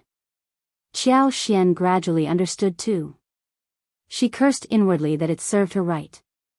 Ms. Niu seemed to have spared no efforts to torment Lu Yan. She must have ripped Lu Yan's clothes and given her what Xiao Meiling had already worn out. It could be seen clearly what life Lu Yan was leading when she was working for the second section of the family. Evil always received revenge. Alright, just stop crying. What rules do you have by crying so loudly in front of your master? Qiao Xian said calmly. Lu Yan's cry stopped suddenly, but she continued to sob. Okay, second miss, okay. She was no longer as arrogant as before. Second Miss was going to be her savior. She had realized that it completely depended on Second Miss whether she was going to be rescued from where she was now. Qiao Xian did not want Miss Qiao and the others to see what she looked like currently. So she smiled at Ms. Fang. Mom, this servant doesn't seem to be in a good condition. I will take her somewhere else and ask her what is going on, so that she doesn't dirty the room. Ms. Fang nodded. Okay, do as you want. Then she sneered. It serves her right. She was arrogant, lazy, and always greedy for food. Qiao Xian laughed. True, otherwise she would have continued to assume that everyone is as friendly as our family. Qiao Xian ordered Lu Yan to get up and took her to her wing room. Lu Yan, who had found the wing room so terrible earlier, believed that it was her safe bay at this moment. Lu Yan soon kneeled down and cried. Second Miss, please, I am sorry, please take me back. The second section of the family was so horrible that she never wanted to go back there. The first day she arrived there, she was ordered to get changed by Ms. Niu, who said that a servant did not deserve to have such good clothes. But those were not good clothes at all. They were just made of cotton. She had been sneering at them for being so narrow-sighted that they had never seen anything good. She could not help but look down upon Ms. Niu, who slapped her right on the cheek. She felt her ears buzzing, and had to obey whatever Ms. Niu said from then on. Ms. Niu and Xiao Meiling as well as the other members of that family kept ordering her to do all kinds of work, as if they had never ordered anyone before. What was more, she was overloaded with all kinds of housework. It included laundry, cooking, wood chopping, fire starting, dish washing and yard sweeping. Apart from that, she was instructed to serve them tea, do massages, and dig the ground in the yard with a shovel. If she failed to do anything, she would be scaled, beaten, and slapped on the face. Just one day before, Xiao Meiling suddenly got annoyed and started to kick her. She was pushed to the ground and constantly kicked, before Xiao Meiling finally stopped. She suffered so terribly that she just could not get up. The moment she got up, Ms. Niu ordered her to start the fire and cook. Moreover, she was starved. She was fed only light porridge every single day. She did not even have a piece of pickle. Ms. Niu said that she was just a slave who deserved nothing more than porridge. Only then did she realize how happy her life had been when she was working for Second Miss, who gave her decent food. She was asked to sleep in the straw pile during the night, and had mosquito bites all over her body. She felt so itchy that she could not fall asleep at all. But that did not excuse her to rest the following day. She had to get up and continue to work. She had never understood how difficult life could be before this. Ms. Niu was very tricky, and kept her eye on her throughout the day. Her room was locked overnight, and she could not escape even if she wanted to.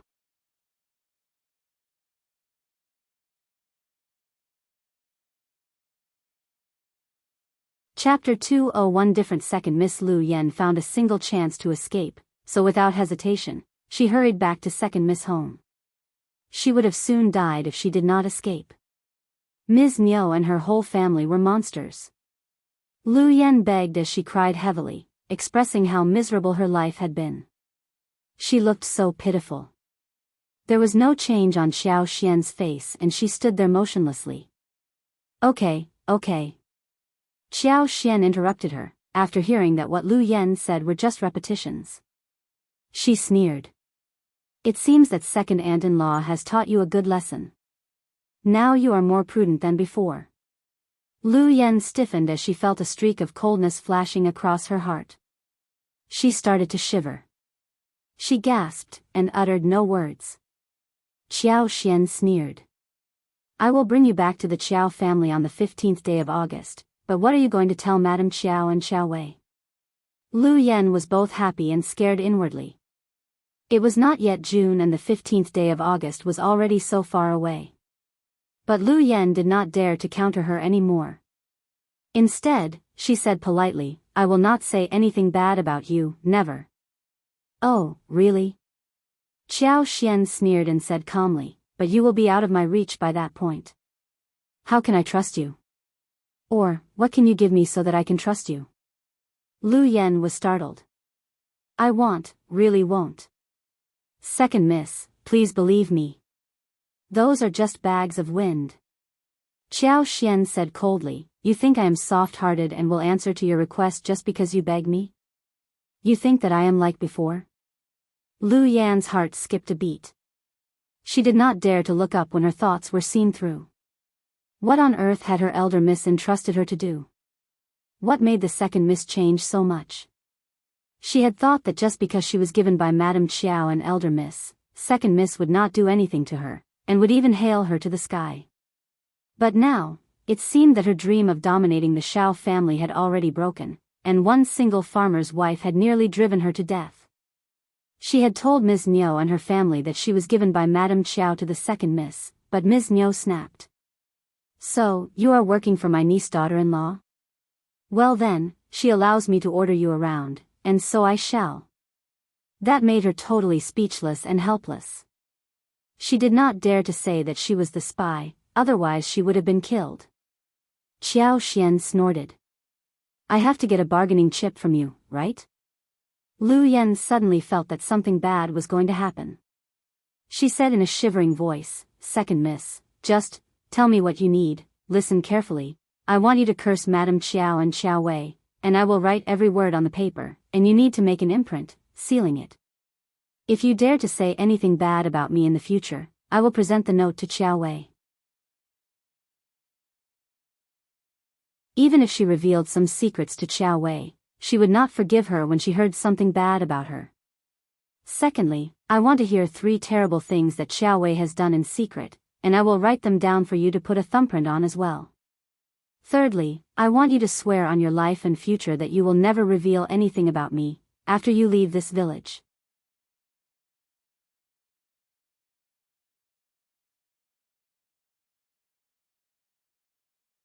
Chapter 202 Bad Luck. Fourthly, get 1 handkerchief of yours and give it to me. You should have a few in your luggage, right? Qiao Xian said as she rolled up her sleeve and checked her arm. After a moment, she put it down and checked the other. She smiled. You have 1 black mole close to your left shoulder. I will bear that in mind. If you dare to set me up, I will hand over your handkerchief and tell the position of the mole to the hooligans in the town, who may use this information to get you to become their wife. Do you think that they will refuse such an opportunity? As long as someone holds the evidence and says that you and he are in a relationship, do you think that Madame Qiao will defend you or hand you out to the hooligans? The more she said, the paler Lu Yen became. When she was done, Lu Yen let out a cry and collapsed on the ground. Her heart was throbbing and she was in such a fright that she could not even get up. She leveled a frightened look at Qiao Xian, feeling shocked. She had lost the last hope. This was not the obedient second miss she knew of, this second miss was evil. Qiao Xian smiled as she looked at her calmly. You can either say yes or no to me. Accordingly, I will know if I should either send you back to my second aunt-in-law's home. So, choose well. Qiao Xian had no choice but to utter such harsh conditions. Lu Yan's contract was not in her hands. The moment she returned to the Qiao family, she would tell all kinds of stories about her.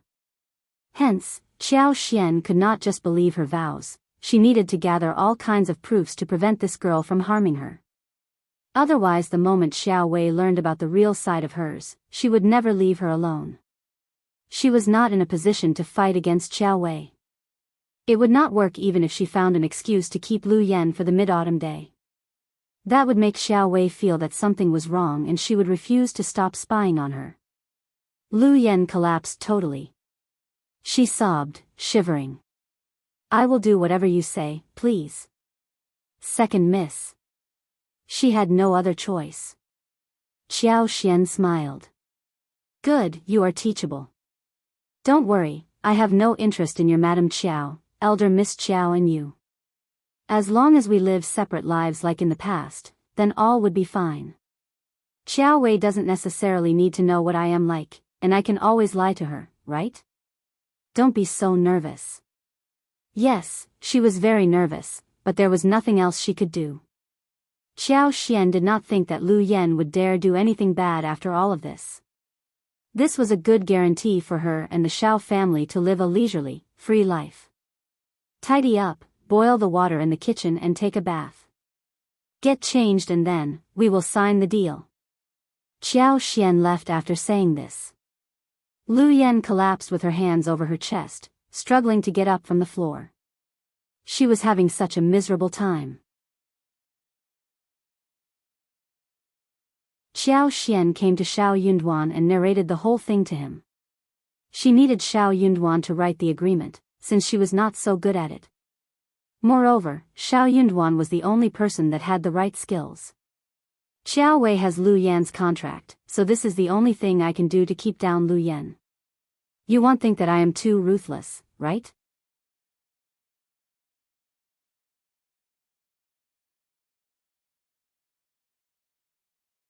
Chapter 203. Ms. Fang alone. Xiao Xian felt a bit anxious. She did not want Xiao Yunduan and the Xiao family to consider her as evil. She was an innocent person, and expected to live a peaceful, leisurely life. Evil and ruthless? Xiao Yunduan did not know what to say. His wife must have gotten a wrong idea of what ruthlessness meant. You are gentle enough, but she is already frightened, right? Qiao Xian was surprised, but soon she replied with a smile. Yes. She is so timid and dumb, what I said was enough to frighten her. Xiao Yunduan smiled. Then that is good. Lu Yan was just boiling water in the kitchen, when Ms. Niu came to the door. Are you at home, fifth niece-in-law? Lu Yan, who was already so good at boiling water in the kitchen, almost collapsed on her knees hearing the voice. She was really scared. Qiao Xian knew exactly what Ms. Niu was doing here. But Lu Yan already received enough lessons and she was not going to allow Ms. Niu to take her away again. She was her maid, and Ms. Niu had just borrowed her for a couple of days.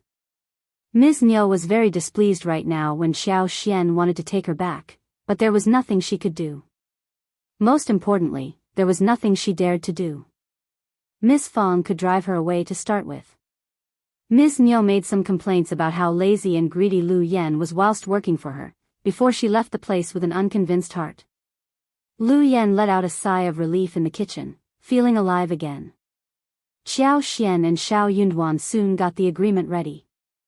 Lu Yan shivered badly but she had to cooperate. Qiao Xian was satisfied when she had the bargaining chip ready in her hand. Alright, just stay here and work for me. If you dare betray me, I will bring you down with me. Scared, Lu Yan shook her head and her hands trembled. No, I want. Lu Yan soon became very diligent. She chopped wood, swept the floor and started the fire without even being asked. She wanted to take over all kinds of work. She was suddenly so proactive. Qiao Xian watched the whole thing calmly, but Miss Fang pursed her lips, not feeling so good towards that maid. This maid was a bitch, who had yielded after being disciplined by Ms. Niu. The following day was Xiao Sanlang and Yang Xiaoni's wedding. At lunchtime, Xiao Xiaoqi came from outside cheerfully, telling everyone that he had set 3 traps in the place a couple of days ago where wild boars might appear. When he went into the mountains and took a look around, he saw a large-sized wild boar in the trap.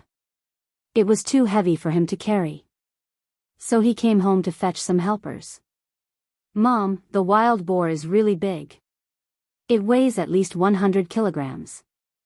There will be one more kind of dish served at the wedding tomorrow." Xiao Xiaoqi was so happy about it. So was the whole family. Xiao Sanlang was so thrilled that he returned an excited greeting. "Brother, thank you so much. It is going to be great." "You are welcome, third brother. Everyone would like to have a flourishing wedding." Xiao Sanlang had a lot of savings and knew that his mother had some too, but the money was earned without letting their father know, so they could not spend it in front of everyone. Fifth brother had just held his wedding, and the cost was very high. So, if they spent too much on another wedding, the situation would look obviously suspicious. That would not be good. They had the savings, and they could use it slowly for their own pleasure, which was beneficial, and full of pleasure. But a wild boar was another issue. That wild boar weighed more than 100 kilograms. It should be a big thing.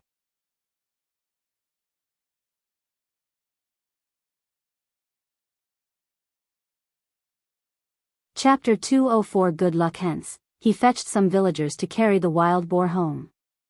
The second and the third section of the family also went to help. If they refused to offer some assistance, they might not be given any share in the meat later. Xiao Erlang and Xiao Silang both went to help, as did second uncle and third uncle who wanted to check what was going on.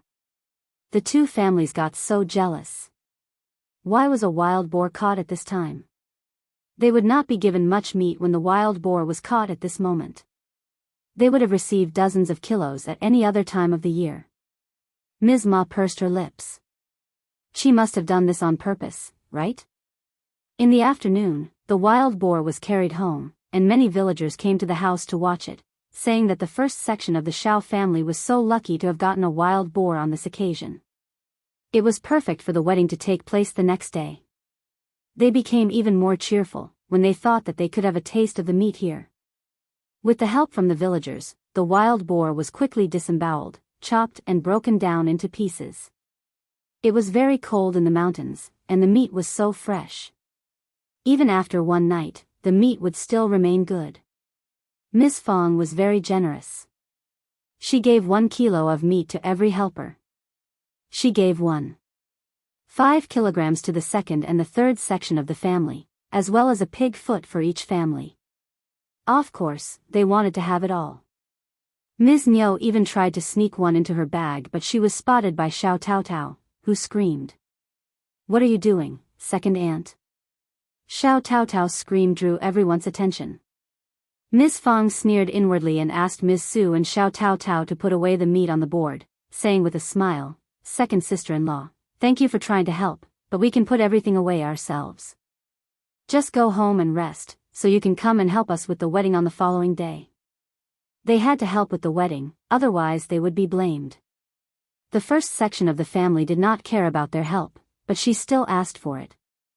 Ms. Niu said timidly, okay, I know." She sneaked a look at Xiao Taotao, and turned around. Ms. Niu mumbled inwardly, cursing the girl for being so bold nowadays. She never dared to counter her in the past. She was so angry. It was never easy to deal with the inner organs, which required a lot of seasonings, so the other families were not interested in the task. But Xiao Xian's cooking skills in dealing with inner organs were all approved by the family. Xiao Xian did not disappoint them either. She made a table full of good dishes in the evening. The pork liver was cut into small pieces, and marinated with various seasonings. Then, the slices were wrapped in net oil into egg-sized pieces, and slowly fried in the oil pan. This kind of dish required a lot of effort, but the end result was very tasty. When it was fried, the smell was so good that Xiao Xian asked Xiao Xiaoqi, Xiao Tao Tao, and her niece and nephew to fry and eat at the same time. The dinner was warm and fresh, salty and fragrant. The pork loin was stir-fried with garlic sprouts and green peppers, and the large intestine was still stir-fried with pickles such as sour, spicy and crispy radish and beans. The pig's trotters were stewed first, and then put in the pot to make a sweet and sour dish.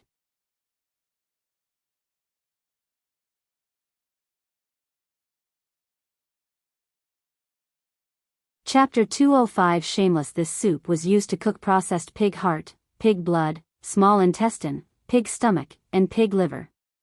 Chopped garlic sprouts, shallots, and ginger pieces were added to cook a large bowl of delicious and rich hodgepodge.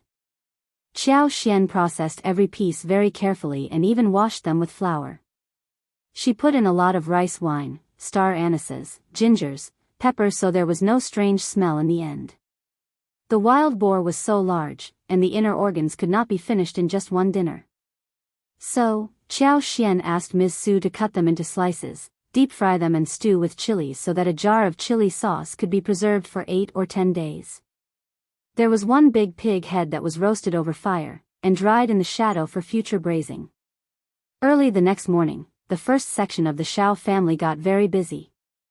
Miss Fang had everything arranged neatly, so things went on smoothly. Qiao Xian's job was to help Miss Fang in receiving relatives and getting to know them, whilst checking and urging those helpers from the second and third section of the family to work harder in case they messed things up. Qiao Xian was pleased with the task and nodded happily. Qiao Xian did not allow Lu Yan to show up on wedding day. She was ordered to stay in the wing room. A lot of helpers were asked to give a helping hand at the wedding, so they had plenty of labor forces. Lu Yan was a ticking bomb that should not show up in public. Lu Yan was very interested in watching the wedding of a village, but Qiao Xian did not allow her to do so, and she did not dare to counter the order. She had already understood what Second Miss could do, so she did not object. Second Miss did not even need to do anything about her personally. All she would do was to throw her to the second section of the family, and she would be engulfed in endless misery. Dressed in a red robe, Xiao Sanlang the groom smiled stupidly. He went to the Yang family to fetch his bride. He was riding on the donkey, surrounded by the reception team. Xiao Dalong, Xiao Yunduan, Xiao Xiaoqi as well as the sons from the second section of the family and young men from the village all tagged along. Xiao Lulang did not show up. According to third uncle, he was working very hard in college and should not be distracted. After all, he had made plenty of progress and did not want to be disturbed. Eldest uncle understood it completely. Being able to read was very important, because it was related to what the future would look like for them. Miss Fang snorted and rolled her eyes. It was just an excuse. It did not take much effort to attend a wedding. Even the emperor was not as busy as he was. He must feel humiliated to come over. Yunduan was already a cultivated talent, yet he was nothing more than a disciple. He was afraid of being compared.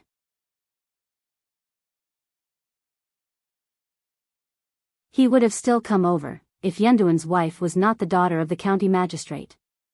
Miss Fang thought that her husband was so stupid that believed what third uncle said. Yang Xiaoni's wedding gown was delivered by a messenger from Miss Fang's side. It was delivered directly to third Grandma Yang's home, so she could help Yang Xiaoni get dressed on the wedding day. When third Grandma Yang, together with some relatives, brought the gown to her home, Miss Tian's face sank. Miss Tian knew clearly that she was the one that they were trying to hide from. Yang Xiaoni was finally moving out of home as a bride, with the help of third Grandma Yang and the other relatives. But Miss Tian kept crying loudly. She kept saying that she and her husband had spent so much effort in raising Yang Xiaoni and helped her get married by finding a good family. Her point was that Yang Xiaoni should come home often enough to visit her brother and sister-in-law.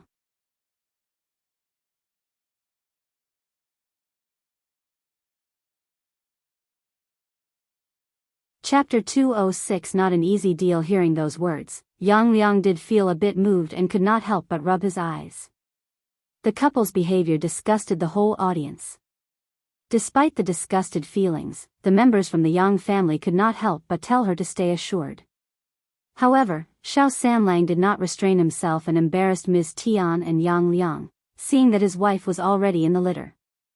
"Brother, sister-in-law," Xiao Sanlang said with a smile, "I feel so moved that you treat Xiaoni well.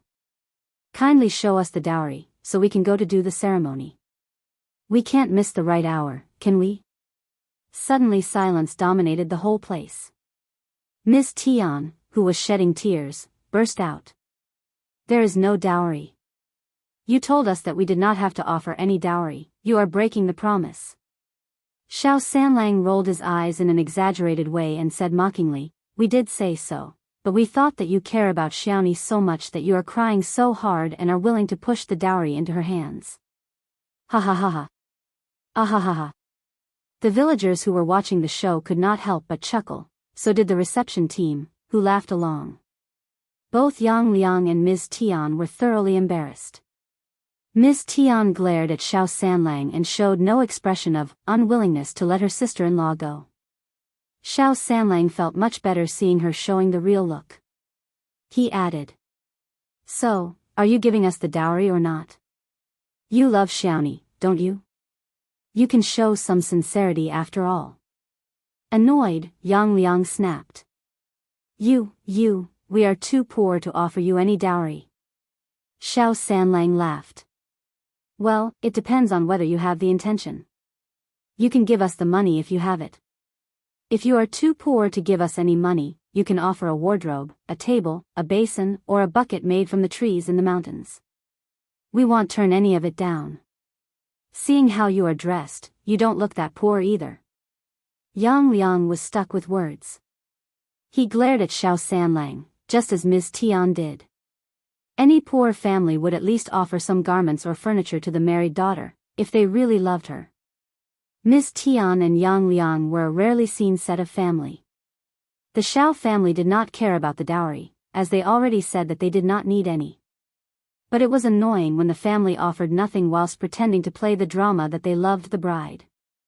It was disgusting. How could they get away with a cheap deal of wanting to keep both reputation and stuff as well? Xiao Sanlang was a down-to-earth person, but he could not stand being disgusted to this level. Seeing that the purpose was almost achieved, Xiao Yunduan said, "Third brother, let's leave, we should not miss the right hour."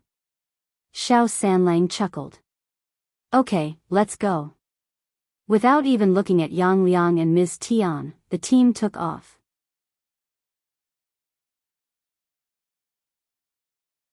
The villagers from the Yang family exchanged a look between themselves and also left.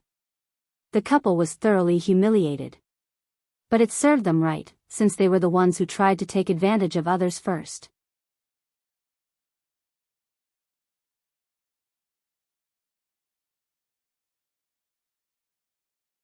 Chapter 207 Grudge. Yang Liang and his wife became so annoyed that they slapped the door shut. "I am so annoyed, so annoyed. The Xiao family are behaving over the top. I am definitely going to take revenge." Miss Tian was so irritated that she kept crying loudly. Some nosy villagers understood that Miss Tian would hold a grudge over the matter. So they leaned against the door of Yang Liang's home and listened. Miss Tian, who was irritated beyond measure, kept cursing. After a while, the listeners rolled their eyes, snapped disdainfully and shared the gossip with the fellow villagers. It was a bustling scene at the first section of the Xiao family at this moment. They were not affected by the Yang family at all. Miss Fang was a very cautious, economic person. She added some money so that the wedding looked really good. The melon seeds, peanuts and tea were constantly served. The dried fruits were a little expensive, but Miss Fang did not want the dried fruits to stand out, so she refilled the box every third hour. 4 kinds of dried fruits were bought, namely preserved apricots, candied dates, hawthorn cake, green and red fruit slices. All of them were so popular that they were eaten up the moment they were served. Qiao Xian followed Miss Fang to greet relatives and friends. Everyone knew about her identity, and many had attended her wedding. But she was a prestigious presence in front of the villagers, who could not help but glance at her again and again. She was very friendly, and no one could find a fault in her. Instead, they found her different from many ladies in the village. They whispered to each other, saying that she was polite, friendly, and behaved well, and also that she looked so pretty and had a special air around her. In the end, they could not help but conclude that the daughter of Officer Qiao was indeed outstanding. There was even a sense of faint jealousy. The first section of the Qiao family was really lucky and was definitely going to get richer. Xiao Yunduan was already the cultivated talent. Moreover, he was the son-in-law of Officer Qiao, so his future was definitely going to be promising with such a father-in-law behind his back. The guests, who heard those words, felt sour and emotional. They were all friends and relatives and kept giving compliments to the Qiao family on this happy day. Only Ms. Ma felt aggrieved inside her heart. Xiao Yunduan was just lucky, that was all. Soon her son was going to be more skilled and knowledgeable than Xiao Yunduan. It was just that he got sick during the examination so that Xiao Yunduan took his place. But for Xiao Yunduan's success of becoming cultivated talent and saving Officer Qiao's daughter, he would not have gotten a wife like this. If her own son became the cultivated talent, then Xiao Yunduan would be nothing. So even if Xiao Yunduan saved Xiao Xian, Officer Qiao would not have married his daughter to him. She even imagined the scene of accepting her, for the sake of Officer Qiao, and she would have taught her to behave well. If only such a thing had happened. If they could get related to the Qiao family, her son would definitely get promoted and she would be in full charge of Qiao Xian's generous dowry. Moreover, she would even be invited as a guest at the county magistrate's home during all kinds of festivals, and maybe, would have shared a meal with her daughter-in-law's family. She would have gotten to know many noble families, who would always come handy as useful connections for them in the future.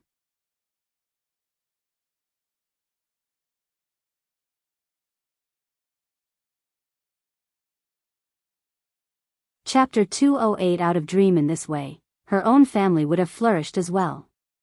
Ms. Ma found her dream getting more and more realistic. The more realistic it seemed, the more annoyed she felt about the truth she had to face, when she realized where she was at the moment. Seeing that Ms. Fang was not within sight, Ms. Ma suddenly thought of an idea. Ms. Ma went to those relatives and friends who did not seem to get on well with Ms. Fang, and started to reveal some secrets about Ms. Fang. She did not dare to say anything about Xiao Xian, since she was in a high position. No one from the village had any idea of how Xiao Xian was actually treated at home. But she dared to say something about Ms. Fang. She just favors this daughter-in-law of hers. Look at Ms. Su, who has to work so hard from early morning. She has to do laundry, sweeping the floor, chopping, carrying water, starting a fire, and cooking. After she makes breakfast, she has to go into the fields for heavy labor. She is so busy every single day. But look at Ms. Qiao, she needs to do nothing. It is only because Ms. Qiao has money. She is definitely going to take hold of the dowry of Ms. Qiao. This Ms. Qiao is so stupid as to still defend her and respect her as if she were her own mother. You know how much they offered to Sanlang for him to get the wife? 20 liang. Since when did they get so generous? They have just hosted Wang's wedding and now they are able to give 20 liang to the Yang family. Everyone knows where the money is coming from. But they don't want to loan any money to us, even though they are living a luxurious life. They are so hard-hearted. Just wait and see, when Sanlang's wife moves in, the new daughter-in-law will definitely be very unhappy about her mother-in-law's blatant preference towards Ms. Qiao. Dalong is very honest, and doesn't dare to utter a word when his wife is bullied, but Sanlang is different. Those aunts' biggest pastime was to gossip about the family relationships of different families. They were most fascinated by how those family disputes were conducted.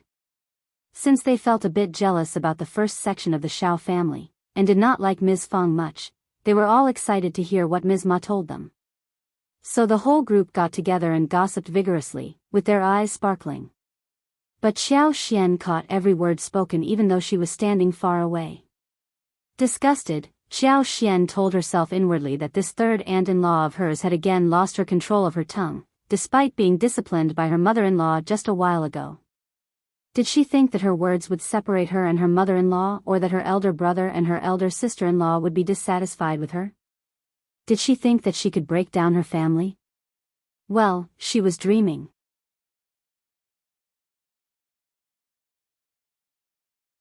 Elder brother was an obedient and honest person, and she could easily buy elder sister-in-law.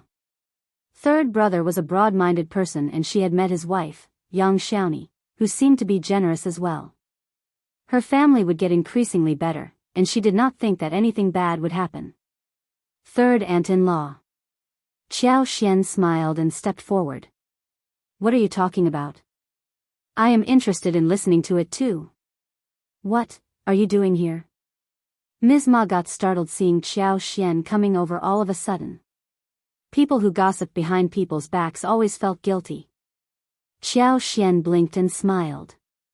I seem to hear that you are talking about me and Mom. So, I also want to hear your story in detail.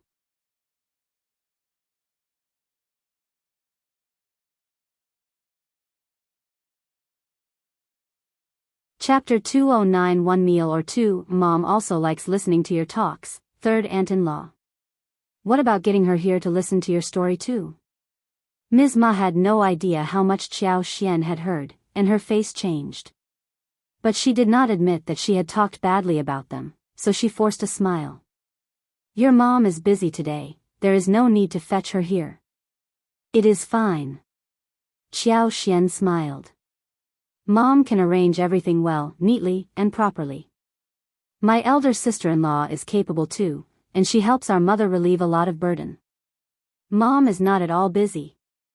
The relatives were very afraid of Miss Fang, but they did not seem to be scared about the young Qiao Xian. Someone said half-jokingly, it seems that your elder sister-in-law is very tired with a lot of work, why not help her? Wouldn't she protest against you for not being able to help her?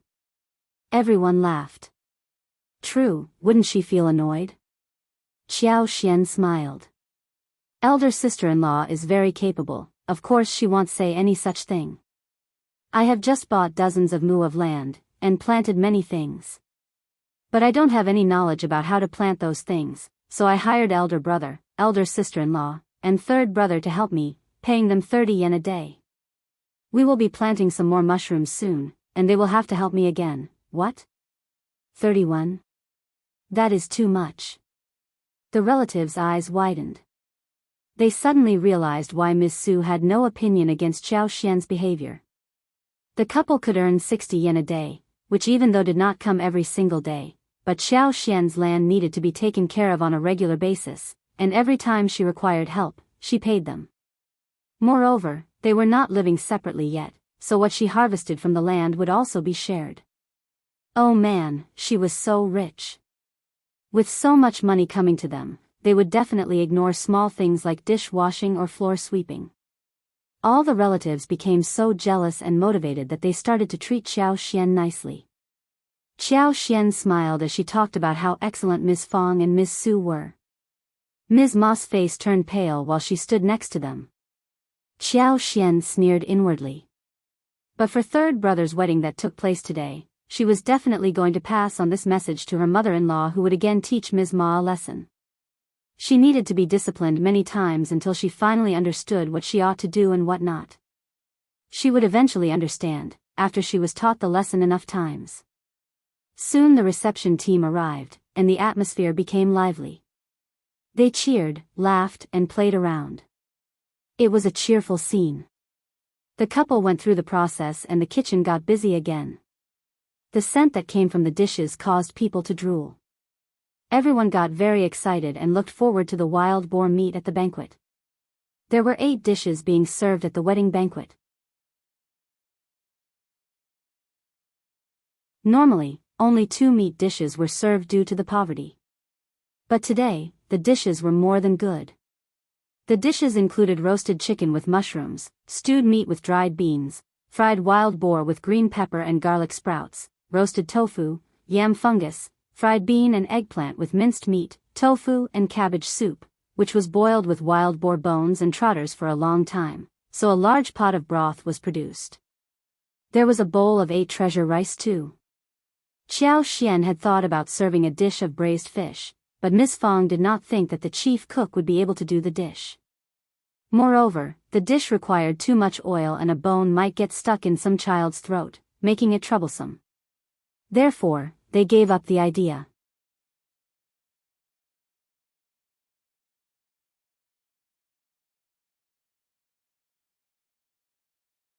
Chapter published at 4th of April 2023 6:28 and 34 seconds AM. Chapter 210. 210 Greedy Xiao Yunduan. If audio player doesn't work, press stop then play button again. 210 Greedy Xiao Yunduan. Xiao Xian complimented Miss Fang for being considerate and dropped the idea of making the dish. When the banquet was served, everyone gobbled down the dishes and emptied everything. Xiao Xian realized that Miss Fang had been totally right. The villagers barely had a chance to eat meat, and those with some money would at most eat meat once or twice a month, never over 3 times. So when the banquet was served in the village, they never stopped themselves from eating as much as they could. When the meat dishes were served, the guests went up and kept putting the dishes into their bowls, and started to relish them slowly. Some did not even want to finish them totally, but took some home. The wedding was held really successfully. The 3 bowls of meat dishes contained plenty of meat and only a small amount of side vegetable dishes.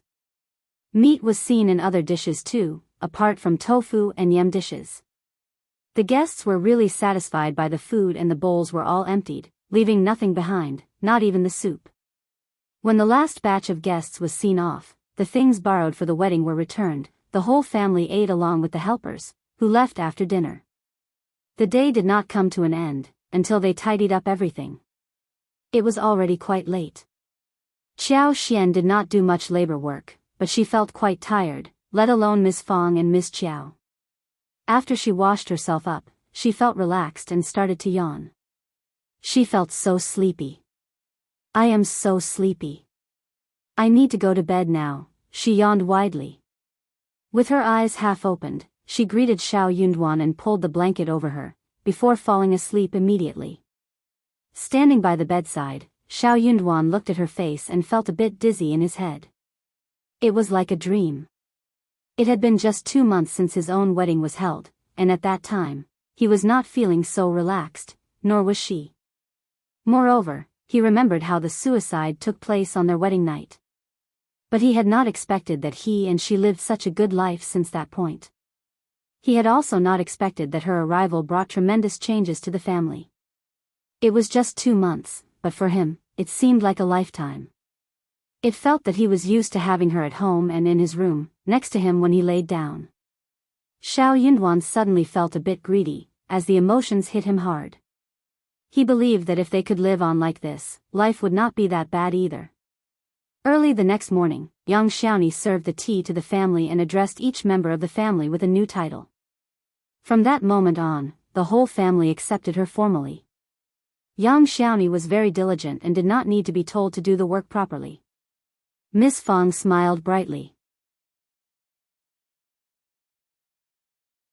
She would have definitely thrown a fit, if she paid so much and was still humiliated by a daughter-in-law who was lazy and greedy. She was the mother-in-law and she could discipline any daughter-in-law who annoyed her. At this time, the taro, corn, soybeans, peanuts in the fields needed to be weeded, and the bamboo forests needed to be taken care of a little, so Xiao Dalong and Ms. Su went into the field for work. Young Xiaoni was used to doing labor work, so even if she had just gotten married, she was not used to idling around at home. She fetched Xiao Sanlang and took him to the field for work as well.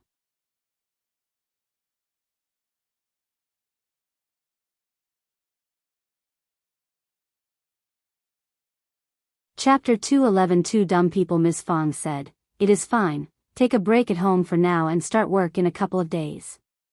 She was not a strict mother-in-law who kept tormenting her daughter-in-law. She had just gotten married and Miss Fang did not need her at the moment. Miss Su feared that with young Xiaoni being at home, Qiao Xian would not ask her to join them for work. So she said with a smile, "Mom, what about asking third brother and third sister-in-law to do work in the field along with us, so we can finish our work soon enough to go work for fifth sister-in-law? She has a lot for us to deal with." Miss Fang was startled. Oh well, Qiao Xian did have a lot of work which needed to be done. She had told Miss Fang everything, but not everyone present was aware about it. Qiao Xian did not want other villagers to know about this money-earning thing, so she always hired her own family members to do the work, which Miss Fang approved of. Qiao Xian did not expect that Ms. Su would say something like this. She smiled. Mom, elder sister-in-law, I am fine. We don't have to hurry up. She was not in a frenzy because the business with lipsticks was a long-term thing, and she had just made the amount that was needed. Mushroom planting could also wait for now because she needed to find some more kinds of mushrooms in the mountains. Mushrooms and wooden ears were easy to find because she had the superpower, which could help her see every tiny thing in that broad, wide place. But snow fungus was rarely seen and needed to be searched with some effort. Moreover, sometimes, luck was required as well. As long as she found the seed, she could simply urge them to grow by the virtue of her superpower. Xiao Sanlang's eyes sparkled, and he smiled. Mom, elder sister-in-law is right. Let's get our work done as soon as possible. Xiaomi is not that weak. Then he turned to young Xiaomi and whispered. Fifth sister-in-law is very generous. She pays each worker 30 won a day. We can save money to buy something good in the town. Young Xiaomi's eyes sparkled too. Really? That's great. These two dumb people thought that they were whispering, but Miss Qiao and Miss Fang caught their conversation clearly. Qiao Xian laughed but pretended not to have heard anything. Miss Fang ignored them furiously and glared at Xiao Sanlang. Okay, just do whatever you want. She was not going to force her daughter-in-law to take a break and not to work. Xiao Sanlang nodded and he left for work with his wife cheerfully. Qiao Xian smiled. Mom, just let Lu Yan do the work, you should take a break too, you have worked too hard these days. Miss Fang stopped being annoyed and smiled. Okay, you are so considerate. Just go and take the break. I owe you big for your third brother's wedding. Qiao Xian felt warm in heart and smiled. Mom, we are a family, don't mention it. Let me make lunch and dinner. I will create something delicious. Miss Fang sneered. No need. You can make it tomorrow. Just let Miss Su and Ms. Yang cook tonight. Your second uncle and third uncle's families will be here for dinner, and they don't deserve to eat your food. She did not want them to start visiting them often for dinner, after they tasted her dishes. Miss Fang had already planned what dishes to serve tonight. Qiao Xian nodded in understanding. True, as long as the two families were far away from them.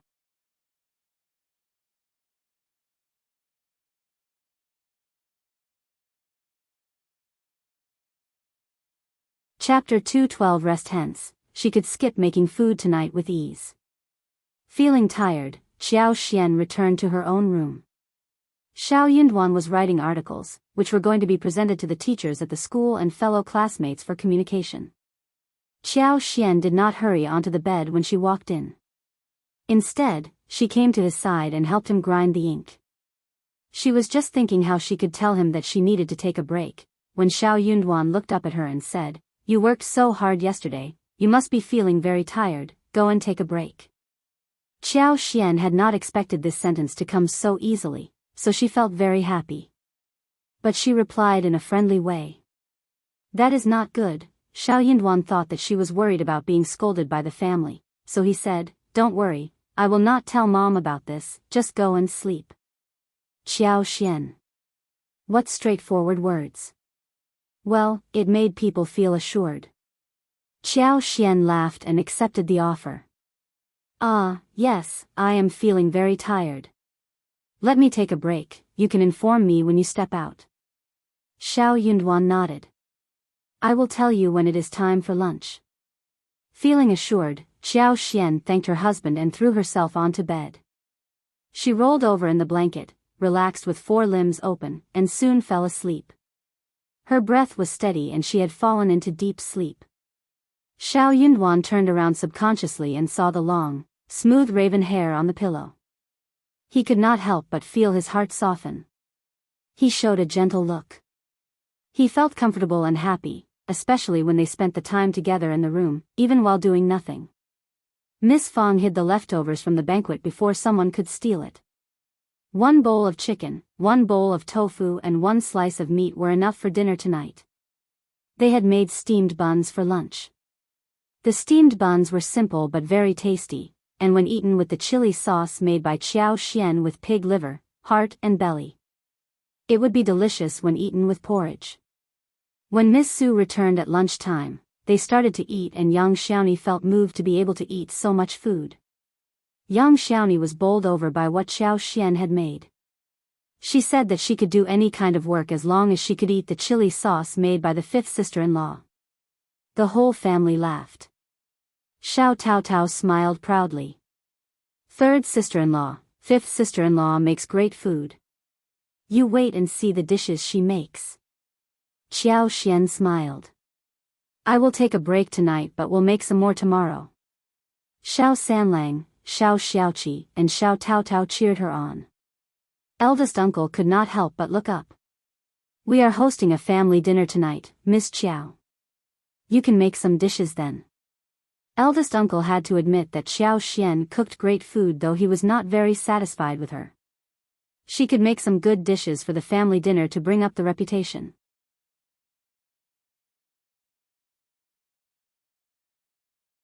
In this way, the second section of the family and third section of the family could have a taste of what she was capable of. Miss Fang rolled her eyes and said coldly, Miss Qiao has been working very hard these days and she is too tired to do any more work. She is taking a break tonight.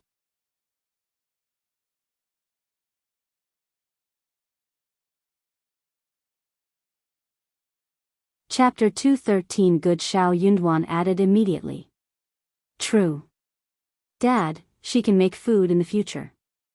I am sure that second aunt as well as third aunt would very much like to taste food made by the third sister-in-law. It was a custom that new brides made a table of dishes for the seniors in the family. Young Xiaoni got nervous suddenly. Dad, Mom, I will definitely try my best. She was not very good at cooking, but she could make palatable food. Miss Fang smiled. Don't worry, just do as you did back home. Eldest uncle was stuck in words too. It was true that his new daughter-in-law should make food for tonight, and he had nothing against that. Miss Su and young Xiaoni returned home from the field very early because they had to prepare for dinner. Miss Fang told young Xiaoni and Miss Su what they should do, so they followed the instructions. Young Xiaoni was used to bitter days, so when she saw how Miss Su filtered the rice, she felt very satisfied seeing a pot full of rice. She asked her voluntarily. Do we make rice in this way? Don't we add any kidney beans or mung beans? Young Xiaoni drooled, seeing pure rice in the pot. Back at home, she barely got to eat any rice. Either she ate porridge or rice with beans. Miss Su sounded proud as she grinned. No need, we don't lack rice or flour, and we eat such rice every single day. Soon, you will know why. Really? Young Xiaoni's eyes widened. She could not believe what she had heard. Miss Su laughed. Of course. Fifth sister-in-law knows how to make money, and she will help us make a lot of money too. Soon, you will know. The fifth sister-in-law was not very good at doing heavy labor, and when their fifth brother became an officer in the future, she would never go down into the field again. She had dozens of fields for lipsticks, herbs and mushrooms, and she would need laborers. So Miss Su was well aware that they would have a lot of money to earn soon. Every time fifth sister-in-law made money, she gave some for the shared savings as well. So they did not lack money at home. They had plenty of rice, flour and meat which they ate often. It seemed that they had taken advantage of fifth sister-in-law and the shared savings. Miss Su did not want to share too many details with young Xiaoni yet. She had her own ideas and was not as easygoing as Taotao. As of now, she definitely trusted the fifth sister-in-law more than young Xiaoni. If she told young Xiaoni everything, she would have no advantage at all. As far as she could tell, young Xiaoni is an honest person, who was easily satisfied by food, just like their third brother. That was wonderful. The meat dishes for dinner included a bowl of chicken, pork tofu and one slice of wild boar. Some mushrooms, bamboos, pickles, eggplants and green peppers were added as the vegetable dishes. That would be enough. Miss Fang did not kill any chicken. She just added 1 dish of scallions with fried egg, and a bowl of wolfberry sprout soup with eggs. When Yang Xiaoni and Ms. Su were busy cooking in the kitchen, the second and third section of the family arrived. Yang Xiaoni's family were horrible, and the second and third sections of the family were laughing at Ms. Fang behind her back, thinking that she had indulged Xiao Sanlang too much, because of which such a horrible marriage had been established. Yang Xiaoni had seduced Xiao Sanlang because she thought she was pretty. For her, marrying Xiao Sanlang was a fortunate thing. But Ms. Fang approved of the marriage despite her family background.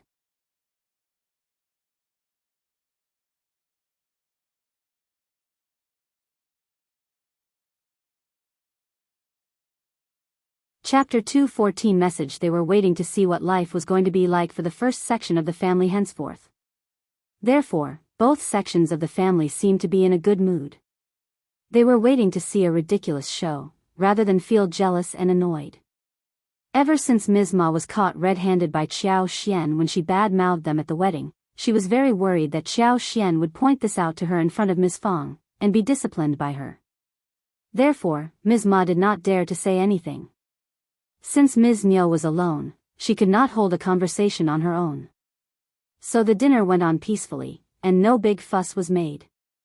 The following day, Ms. Su and Yang Xiaoni went into the field for work. After breakfast, Qiao Xian took a walk in the yard and checked out the melons, fruits and herbs which she had planted. The seeds of tomatoes could be put down too. She softened the earth and spread down the seeds, poured some superpower of hers into the field so that the sprout could start to grow on the empty, broad land. The seeds were ripe, and they should grow well. Qiao Xian let out a sigh of relief and cheered inwardly. She did not dare to make them grow too fast, so she stopped her superpower as the sprout reached a height of a finger. The door of the yard was often locked, and that was why she dared to use her superpower at this time. When she walked out of the yard, it was time to make lunch. Qiao Xian and Xiao Taotao helped Ms. Fang in making porridge, steamed rolls. They were going to eat them with the chili sauce. Xiao Taotao also put some mushrooms into water, washed some garlic sprouts and beans, so that Ms. Su and the others could fry them when they returned home if they felt like having another. Qiao Xian, Xiao Taotao, and Xiao Xiaoqi finished the food first before going into the floral field to continue with lipstick making. They needed to take advantage of the blooming fresh flowers, otherwise it would be a total waste. This was all money. May had just passed, and the ordinary roses could grow for no longer than 10 more days. Qiao Xian could extend the lifespan, but that was too risky for her. Her actions might cause suspicion. Fortunately, the pomegranate flowers were preparing to bloom soon, and there were several colors of roses that bloomed all year round, so there was no need to worry about raw materials. In the afternoon, Qiao Xian let Xiao Taotao make the lipstick right from the beginning to the end, hoping that she could make a complete lipstick alone. Nervous and excited, Xiao Taotao was shivering throughout the whole process. Fifth sister-in-law had passed on her special skill to her, and she was very excited by that. It was a skill that could guarantee her survival for a lifetime. Fifth sister-in-law must know that when she was able to master the skill, she could earn money on her own, but she still did not keep the skill as a secret. After 3 attempts and under Qiao Xian's instructions, Xiao Taotao finally managed to make 1 lipstick. The girl was so happy that she blushed, expressing her gratitude to Qiao Xian. Fifth sister-in-law, don't worry, I promise never to make money with this separately. Also, I will never pass this secret on to anyone else. Qiao Xian grinned. You can work as my assistant today, but we will see what happens in the future. It is a large business and you can be part of it. Xiao Taotao smiled, and made up her mind.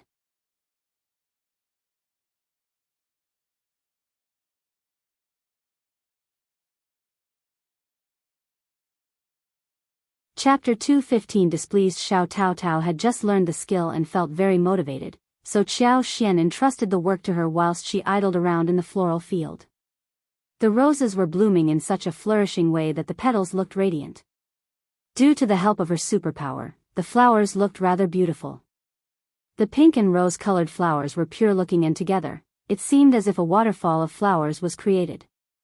It was a much larger amount compared to the other kind of roses, because when the blooming period passed, the amount would be reduced drastically. Motivated, Qiao tried to move the flowers into her space. If her space could preserve them, then everything would become so much easier.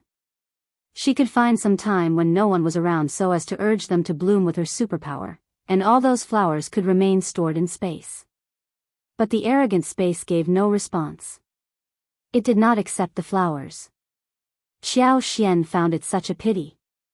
When her mind and space were related, she could more or less sense several issues related to space, not necessarily in a specific way but always in the right direction. The space did have the function of saving objects, except that the function had not yet been activated. She could sense that the function must be related to the cabin that emerged every now and then in the mist. Maybe by the time she caught a clear sight of the cabin, she would reach a high degree of magic and initiate the function of storage. It seemed that everything including upgradation was related to the precious plants inside the space.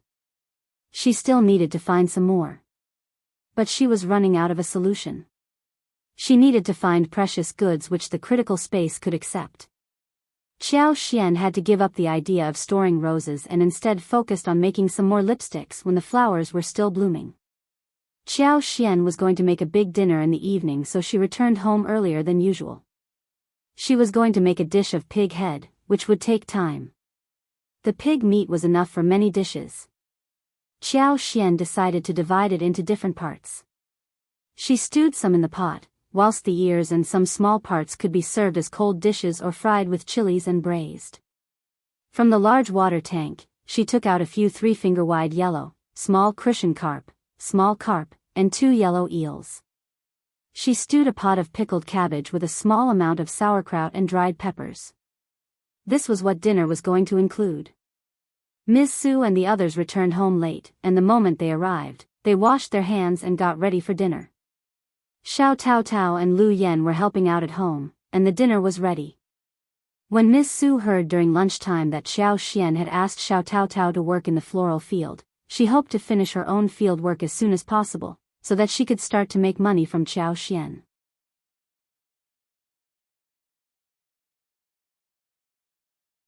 The Xiao family were used to Qiao's food and were glad to see the table full of dishes.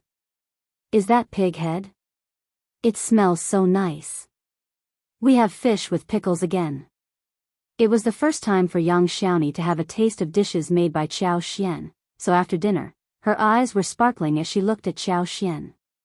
Her 5th sister-in-law was so good at cooking, and the pig meat dish as well as the fish were so tasty that she almost lost her tongue while eating.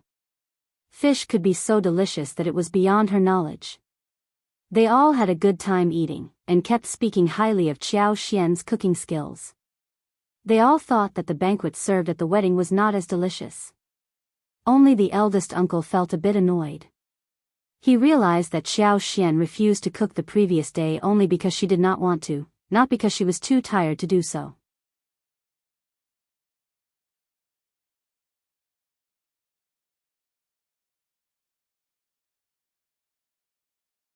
Chapter 216 Ideas. However, if Qiao had been the only person who got this idea, he would have definitely disciplined her.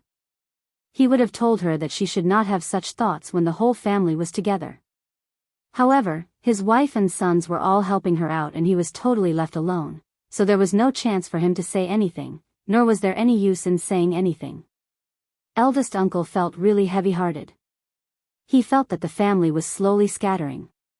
Ms. Fang knew exactly what he was thinking, when he was silent. She sneered inwardly and pretended as if she had seen nothing. She had thought that her husband would change himself, but it seemed that moving his heart might not be so easy. He believed firmly that the whole family should be together, and that his 2 brothers needed to be taken good care of. Hence, she decided not to say anything more. Her words would not be as important as those said by his own brothers. So, she was going to wait to see what his brothers would do to him. Let him also realize what they were really like. Just look at what they had done to him when he helped them with seedlings. He only got to eat 1 dinner at the 3rd section of the family on his first day, and then he came home for 3 meals in the following days. His brothers never let him stay for meals. What was the need to help them? But it was good that the two sections of the family did such a thing. Even an honest man like Dalong wasn't so happy about how they behaved. Otherwise Dalong might have offered help to his father, since he was a very soft-hearted person. Soon it was time for Xiao Sanlang and Yang Xiaoni to visit her natal family after the wedding. Although they disliked Yang Liang and Ms. Tian, and refused to hang out with the couple, yet Miss Fang would not cut down the return day gifts and ceremony. Miss Fang, according to the rules, prepared the return gifts, which included 2 chickens, 2 jars of wine, 1 kg of honey and 2 mid-sized pieces of meat. All this put together was above the intermediate level of gifting. But as Yang Xiaoni and Xiao Sanlang left the village, she pursed her lips. I don't want to return to my home. Those are such precious gifts and I don't want to give them to my brother and his wife. Xiao Sanlang patted his legs and laughed. We have the same idea. I would rather feed the food to the dog. His wife had not had a comfortable life before she married him. She was never fed well and was always beaten and punished. She was forced to do a lot of work. He really did not want to give the couple any presents. Yang Xiaoni thought for a while and grinned. I think we can keep the honey, which must taste very sweet. It can stay for a long time. Good idea. Xiao Sanlang laughed and added in agreement. This rice wine seems nice too. What about keeping it as well? We can taste it every now and then. It won't go bad for quite some time. Good.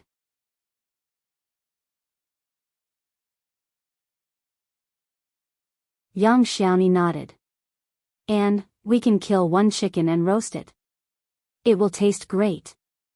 Speaking of roasting food, Yang Xiaoni often stole some taro, corn and beans from home to roast them in the field.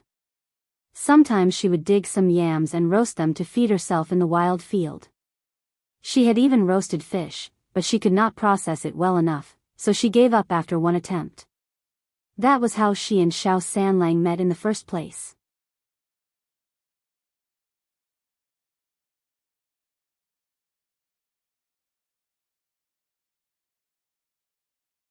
Chapter 217. At her home there was one time when she was roasting yams in the wild field when Xiao Sanlang followed the scent. After a few exchanges, the two of them got to know each other and developed feelings. Xiao Sanlang could not help but feel motivated after hearing Yang Xiaoni's opinions. He knew pretty well that roasted chicken could be tasty. That is good, but we don't have any salt with us. The taste would be hampered greatly without seasoning. Yang Xiaoni agreed. Moreover, it was never easy to deal with a chicken which was alive. They could hide meat, but living chickens could not be hidden anyway. They would make noise. What if they were heard and stolen away? But Yang Xiaoni felt really unhappy at the thought that she had to give the meat to Yang Liang and Ms. Tian. She moved out of the Yang family without getting anything and even cut off her relationship with her brother and his wife. She never owed them anything. In fact, she got nothing after working for them for so many years. Rather, they got 20 liang as wedding gifts since she got married. That was already a big bonus for them. She really did not want to get involved with them anymore. Oh yes. Yang Xiaoni cried, as she said to Xiao Sanlang. Let's go into the mountains and visit my parents. Her parents were already deceased, and were buried in the Yang family's graveyard. When her parents were alive, they loved her and gave her a lot of food and clothes in winter. When she was sick, her mother took care of her and made her steamed eggs. But everything ceased to exist after her parents passed away. Her brother and sister-in-law were not her family. She did not want to return there. It would be great if they could visit her parents. She would kowtow to them and tell them that she had married into a very nice family, so they could be assured. Xiao Sanlang, who did not like Yang Liang and his wife, agreed heartily with what Yang Xiaoni said. This is a good idea. I will kowtow to my in-laws and it is like a return day too. Yes. Yang Xiaoni nodded with force. So the easygoing couple forgot about Yang Liang and Ms. Tian and headed towards the Yang family's graveyard. The couple kowtowed in front of Yang Xiaoni's parents' graves, removed the weed and cleaned a little bit of the surroundings. Then they put the chicken and meat in front of the graves, poured wine 3 times, and talked a little before leaving together. They did not avoid running into people, so they were seen by passers-by. They even explained why they were here. People were dumbfounded when they heard that. They could not help but gossip about it, and soon some nosy ones narrated the whole thing at Yang Liang's home. They just loved gossip. Yang Liang and Ms. Tian were shocked. Then, they got really furious. What are they thinking? What do they mean? That is how the Qiao family teaches their son. Young Xiaoni learnt nothing from them.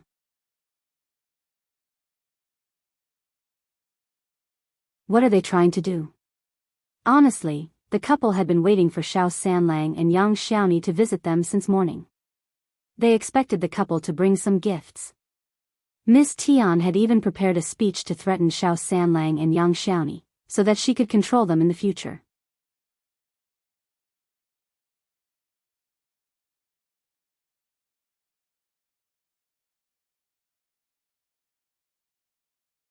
Chapter 218. Embarrassed, she had intended to warn Yang Xiaoni, telling her that even if she was married, she should never forget about her own family. She was going to remind her that a girl without her own home support would be bullied by her mother-in-law's family until she passed away. However, she made the full plan and believed that she would be able to take control of Yang Xiaoni, but Yang Xiaoni and Xiao Sanlang did not even show up. What kind of family are they, when they do not even know that they should have presents prepared on the return day? Shame on them. Miss Tian was so annoyed, yet the villagers were all laughing at her. Some people even mocked her. Well, your words are not entirely true. They went to their parents' graves to pay tribute. That can be counted as a return day ceremony too, right? Yeah, when Xiaoni's parents were alive, they loved her deeply, and Xiaoni is a good-hearted girl who knows that she should take her husband to visit them. It should be counted as a return day, right? Xiaoni does have some unique ideas, ha ha ha ha. Hearing those words, Miss Tian got angry beyond words. She rushed back to the house and slammed the door shut. Did you hear that? Miss Tian sneered at Yang Liang. That damned girl refuses to be under us, and you were dreaming about continuing to be her brother. Yang Liang felt very embarrassed too. Any married girl should come back to their home on return day, otherwise her natal family would be so embarrassed. Then what should we do? Miss Tian sneered.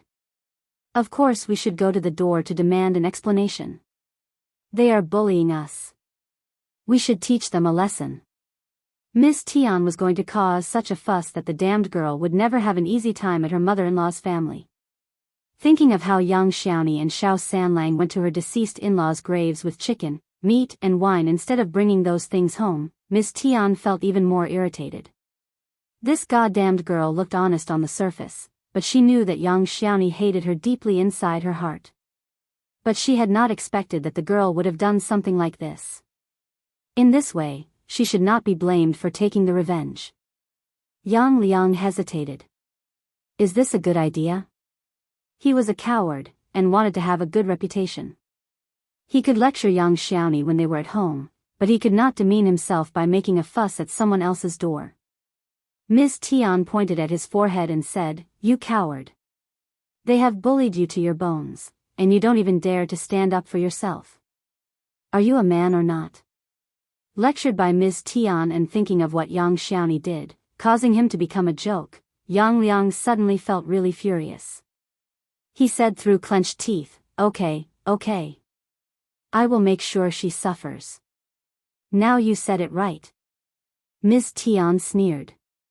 Along with her 2 sons, she and Yang Liang headed to Shouting Village in anger.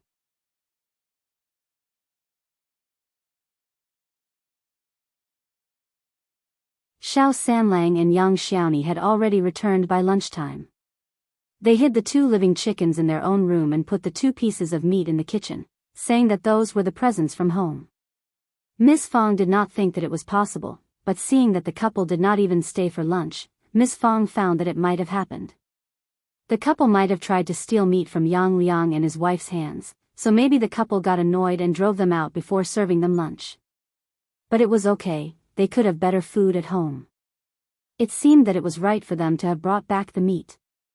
The couple was so unkind and she would support whatever her son wanted to do.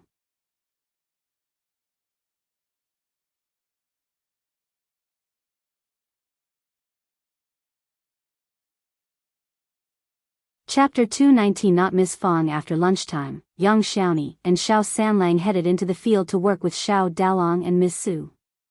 They wanted to finish their own labor work during the afternoon, so that they could start to earn money the following day. Naturally, all of them were highly motivated. However, Miss Tian, together with her two sons and Yang Liang, rushed in at the moment. Miss Tian had the intention of causing a big fuss, so the moment she walked into the village, she started to shout loudly and attracted numerous villagers' attention. There was not much entertainment in the village, so when such a show was on, everyone quickly gathered around. The fight between two women would be a juicy piece of gossip that could last for 2 months at least. Seeing many villagers attracted by her, Miss Tian became increasingly confident and she started to shout loudly. "You don't even do the return day? That behavior is way over the top. Yes, it sounds unreasonable. Is it true? I don't think the Xiao family would do something like this. Well, Miss Fang has a bad personality and she definitely takes revenge, yet she always sticks to the rules. Moreover, she treats Miss Su and Miss Qiao equally. But I don't think that Yang Liang and Miss Tian are lying. They can't be lying because something like this cannot be kept as a secret. Well, let's watch and see what happens." "Yes, let's see." So, the whole gang rushed to the Xiao family's home with Yang Liang and Miss Tian. Ms. Niu and Ms. Ma were also among the crowd. They were laughing with their eyes sparkling. The two of them were not saying anything, fearing that their words would again reach Miss Fang's ears, which would not be a good thing for them. Miss Fang was not in a good mood these days. She even hit people. Miss Fang was so shocked when Miss Tian came to the door. "What do you mean? Not allowing them to return home? Miss Tian, do you think that I am so easily bullied? I prepared chicken, meat, and wine for young Xiaoni and Xiao Sanlang so that they can go to your home for the ceremony. How dare you accuse me?" The villagers nodded in agreement. That was true. Miss Fang would never have allowed such a thing to happen. Miss Tian sneered. "How dare you claim this? Xiaoni never came to my home, someone must have told her not to. Instead, they went to my in-laws' graves and left straight from there. This behavior is so unreasonable." "What? What did she say?" Everyone was startled. People had heard about Miss Tian's complaint, but when the matter was explained like this, they were all shocked. It was indeed a special move which they had never seen before. Shocked, Miss Fang shouted furiously into the room and said, "Why are you hiding? Get out here and explain." Yang Xiaoni and Xiao Sanlang were both shocked. They had never expected that Yang Liang and Miss Tian would come to the door because of this. Anxious, they subconsciously hid into the room. But the couple had no choice and came out after Miss Fang shouted at them. Seeing Yang Xiaoni, Miss Tian got so furious that she stepped forward to slap her face. "You bitch, how dare you, ah!" Xiao Sanlang defended Yang Xiaoni and pushed Miss Tian away, glaring at her. "What are you doing? You better not touch my wife."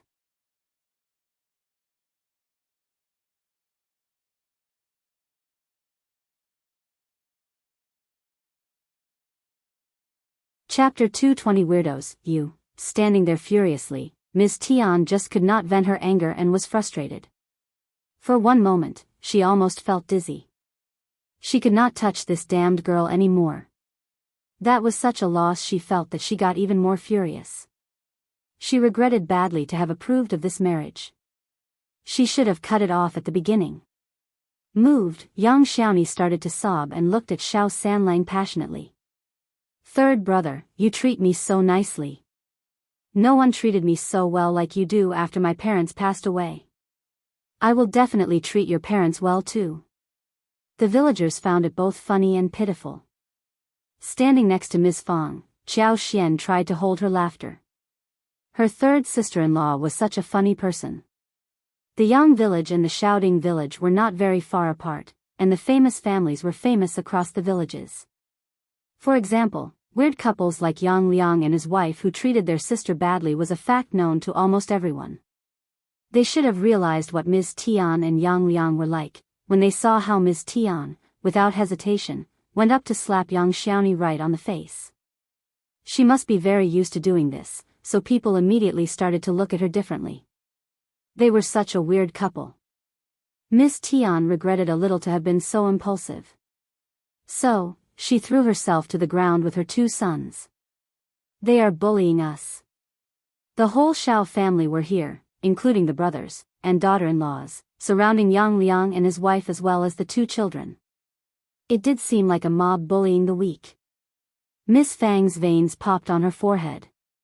She glared at her son and frowned. Miss Tian, stop being a bitch, I won't be fooled by this act. Just stick to the matter. You should never dream about trying to get any sort of justice through this bitchy move. I will not allow you to throw your temper here at my home. Qiao Xian said to Lu Yan with a smile, go and fetch a chair for Madame Xiao and serve her some tea too. Okay, second Mississippi. Lu Yan politely and quickly went to fetch the chair from the inner room. Qiao Xian helped Ms. Fang sit down. Mom, please take a seat. Then Qiao Xian took over the tea and served Ms. Fang politely. Mom, drink some tea and make sure your throat is moist. This is going to be a long conversation. Okay. Ms. Fang picked up the cup and took a sip, then she grinned happily. She would let this bitch do whatever she wanted for now. She was simply going to watch a show. Miss Fang felt even more happy when she saw the villagers looking at her with jealousy. Miss Tian was dumbfounded. Yang Liang looked even more furious. You are such a bully. Ms. Ma felt itchy, so she said, eldest sister-in-law, how can you drink tea at a time like this? Why not solve it quickly? Miss Fang threw a cold look at her and said calmly, I can't do anything when she refuses to talk. Miss Tian, are you ready to speak now? Miss Tian got so annoyed that she almost spilled blood. She wished that Miss Fang could start a fight with her, so that she could charge her for medical compensation. Also, if her two children were shocked, they would have asked for compensation for that as well. However, she started to act as the high-status Madame Xiao. She sat down, surrounded by her children, making Miss Tian not daring to go forward.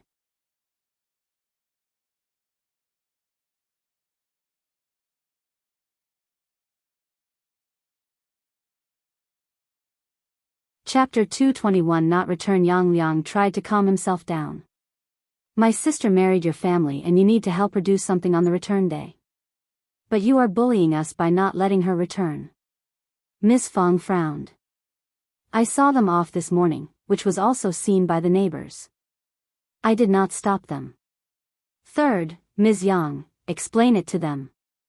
Xiao Sanlang was about to speak when Yang Xiaoni pinched him, and said with pursed lips, Mom, we did return, but I went to my parents' grave to pay tribute. Can't that be counted as a return? Yang Liang got furious. Damn girl, what are you talking about? Yang Xiaoni looked at them. Her eyes were sparkling, but she turned pale. Yang Xiaoni said to Yang Liang, I don't have a home without my parents. You know pretty well how you have treated me during the past years. You asked for 20 liang as the wedding gifts, but I have no dowry. Even my wedding gown was given by my mother-in-law. How can I be grateful to you, when you have treated me like this? I can't do the return day ceremony with you. I was ordered to do the seedling work in the field, chopping wood, carrying water, laundry and all kinds of labor work, but I was never fed well. I owe you nothing. Since you are here, I want to let you know that I am not going to have any relationship with you from this moment on. You have sold me for 20 liang already. How I spend my days at my mother-in-law's home has nothing to do with you. You, Yang Liang turned pale. Many people present understood clearly how Yang Xiaoni lived her life before she got married. They sighed and discussed the matter among themselves. Yang Xiaoni had such a terrible life, but for her luck she married Xiao Sanlang, her future would have been much worse. How shameless Yang Liang and his wife were and even dared to cause a fuss till date. Still, some people talked from the point of morality. He is your brother. Brother and sister should not hate each other. Moreover, you are married now, how much hatred can there be? Yes, they are still relatives, why be so ruthless? Your brother and sister-in-law have brought you up. You should be kind to them. Just calm down, you are a family and you should be in harmony. Yang Xiaoni screamed in anger. It didn't happen to you, so you will never know what it feels like. Anyone who says so should get relatives like this, and experience it personally. Some people became anxious and snapped. What are you talking about? Why are you cursing us? You are so immature. Yang Xiaoni snapped and sneered. You know this is a curse, right? Since you don't want anyone like this in your family, why are you forcing me? Why do I deserve to have such a hard life? Miss Fang said coldly, all you outsiders, stop interfering. We will solve the matter ourselves, you both can also leave now. Miss Tian glared at Yang Xiaoni and felt very unconvinced.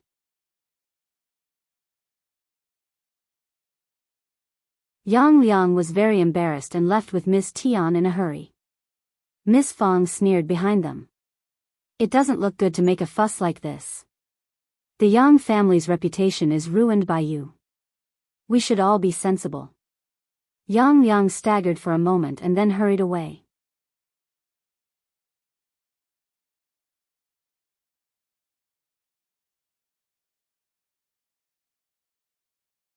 Chapter 222. Bad luck. Seeing the show was over and Miss Fang was driving people away, the audience left. Ms. Niu and Ms. Ma, who believed that they were part of the family, remained and continued to giggle. They were trying to convince Yang Xiaoni not to throw a tantrum and that she had only one brother whom she should cherish, or she would regret it in future. They both sounded as if they were very concerned about her. Yang Xiaoni was really annoyed, but Ms. Niu and Ms. Ma were seniors of the family and she could not counter them. Ms. Fang got impatient and said, you two, stop talking about those scumbags. Honestly, those shameless people who keep taking advantage of their family with the excuse of family relations should never exist. Anyone who has such relatives is just pure unlucky. The faces of Ms. Niu and Ms. Ma sank. These words sounded very piercing. Mom is right. Xiao Sanlang glanced at them and said to Ms. Niu happily, second aunt, do you think that the couple is nice? They have 2 sons, and if you think that they are nice, you can become in-laws with them and spend the rest of your lives together. Before Xiao Sanlang finished the words, Ms. Niu shouted and was about to hit Xiao Sanlang. What are you talking about? Xiao Sanlang dodged and smiled. Second aunt, you keep speaking highly of them. I am only trying to come up with some ideas for you. Why are you hitting me rather than thanking me? How ungrateful. Yang Xiaoni laughed. Seeing his wife smirk, Xiao Sanlang teased even more loudly. Ms. Niu got annoyed and said, eldest sister-in-law, look at your third son. He has no rules. Miss Fang glanced at her and replied calmly. He is simply following your words, why is he unruly? You can get close to the couple if you don't think that the couple is annoying. Just stop it. Eldest uncle, who had been hiding in the room, stepped forward and glared at Xiao Sanlang. When Ms. Tian and Yang Liang were making a fuss a while ago, eldest uncle got so anxious that he had no idea what to do. So, he just hid himself in the room and pretended as if he was not at home. Miss Fang also wished that he did not show up, otherwise her husband might have said something that put her own family in the disadvantageous place. She could handle the couple when her sons and daughter-in-laws were together. Eldest uncle only showed up now. And this was the scene he ran into. Xiao Sanlang sneered. Dad, it is the second aunt who started it. Ms. Niu snapped. Why don't you talk about your third aunt? Why just me alone? Ms. Ma was displeased as she threw a look at her. Second sister-in-law, what are you talking about? Why am I involved in this? Qiao Xian laughed. These two were just great together. Once they started to argue, Miss Fang got impatient. Go to your home and fight with each other. You have no right to talk about our family.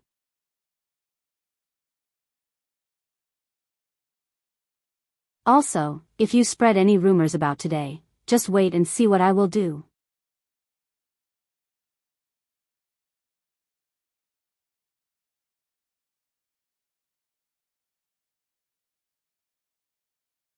Chapter 223 Venting Anger interrupted. Ms. Niu and Ms. Ma could not continue with the previous topic any longer. They mumbled curses among themselves and left. Miss Fang glared at Xiao Sanlang and Yang Xiaoni. You too, a word. Miss Fang did not blame them for what happened today. On the contrary, she even believed that they were not wrong, though what they did was a bit shocking. She agreed with them that it was much better to get rid of the relatives who annoyed them. Therefore, she felt a bit happy to see Yang Xiaoni doing this. It was a kind of anger venting. However, these two children were just too bold. They did such a thing in secret and even hid it from her. Good that they were lucky enough to have the whole family at home. Moreover, Miss Tian as well as Yang Liang did not have anyone supporting them, so they were easily controlled and revenge was easily extracted. If it had been someone with some support who caused a big fuss and accused them, then they would have been on the back foot. They needed to be disciplined in case they did the same thing again. After being disciplined by Miss Fang, both Xiao Sanlang and Yang Xiaoni felt distressed. But Miss Fang only taught them a lesson rather than give them a hard time. She did not make Yang Xiaoni suffer because of this. When it was dinner time, Qiao Xian made some good dishes and Yang Xiaomi became cheerful again after eating the food. Miss Fang had been watching the couple, who shared the same personality. Their eyes sparkled as soon as they saw good food and forgot everything else. Miss Fang was speechless. They deserved each other. When the work in the fields was done, Xiao Xian asked Ms. Su and Yang Xiaoni as well as some family members to help her out in the floral field. They would be paid 30 yuan a day. Yang Xiaoni was as surprised as Miss Su had been at the beginning. At 30 yuan a day, which included 10 yuan for the shared savings, Miss Fang changed the rules about shared savings. She could save 20 yuan for herself, with which she could travel into the town and buy a lot of good food to eat. She could buy sugar pastry, dried plums, melon seeds, peanuts and meat slice noodles, etc. She was going to eat everything with her husband. Qiao Xian also gave away one set of lipsticks to Yang Xiaoni. Yang Xiaoni was so thankful and glad to receive the lipsticks that she wanted to give Qiao Xian a tight hug to express her gratitude. Women could never turn down cosmetics. Yang Xiaoni started to put it on, unlike Ms. Su, who did not use it immediately. She even put on a blusher which Xiao Sanlang bought for her. She was in a good mood after she got married. Her mother-in-law's family was great. She could eat good food, and she was becoming prettier than before. She looked so attractive that Xiao Sanlang adored her even more.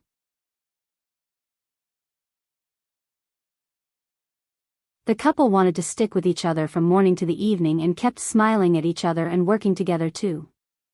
Miss Su rolled her eyes at their behavior, and Xiao Xian felt shy about the scene. She had been overly fed by their sweet and sticky behavior. It was soon the time to plant mushrooms. Qiao Xian asked Xiao Dalong and Xiao Sanlang to chop some trees for the materials. It was not very easy to chop trees, and carry them back to the yard. So, Qiao Xian paid them 60 yuan a day for the task.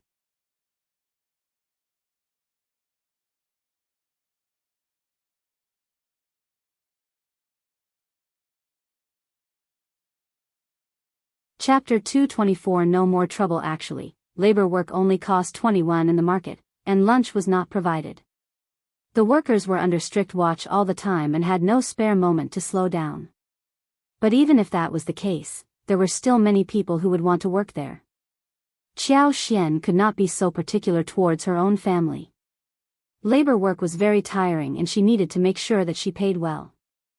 Xiao Sanlang and Xiao Dalong were not enough. So Qiao Xian asked Xiao Dalong to ask their cousins for help.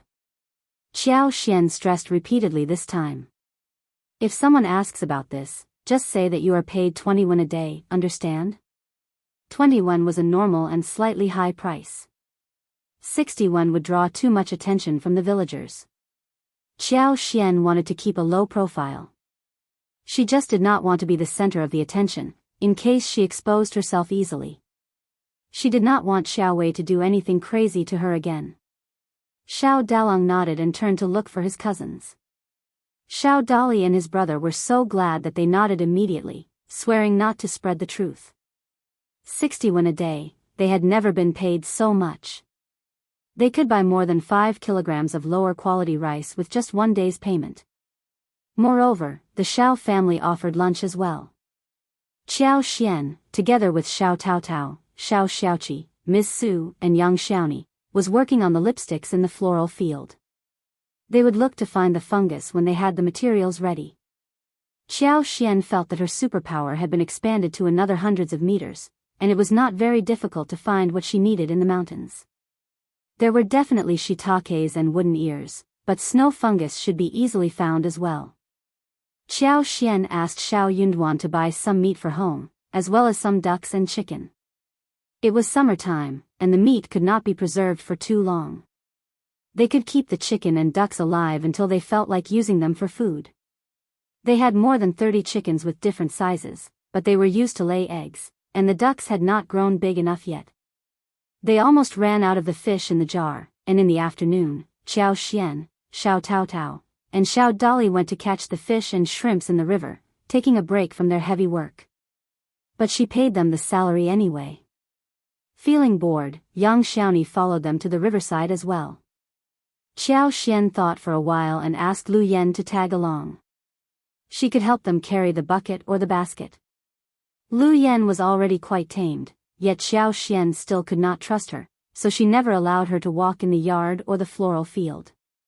That she was planting fruit trees, medical herbs, and making lipsticks in the floral field was a secret to be kept only among the family, and was never mentioned to Lu Yan.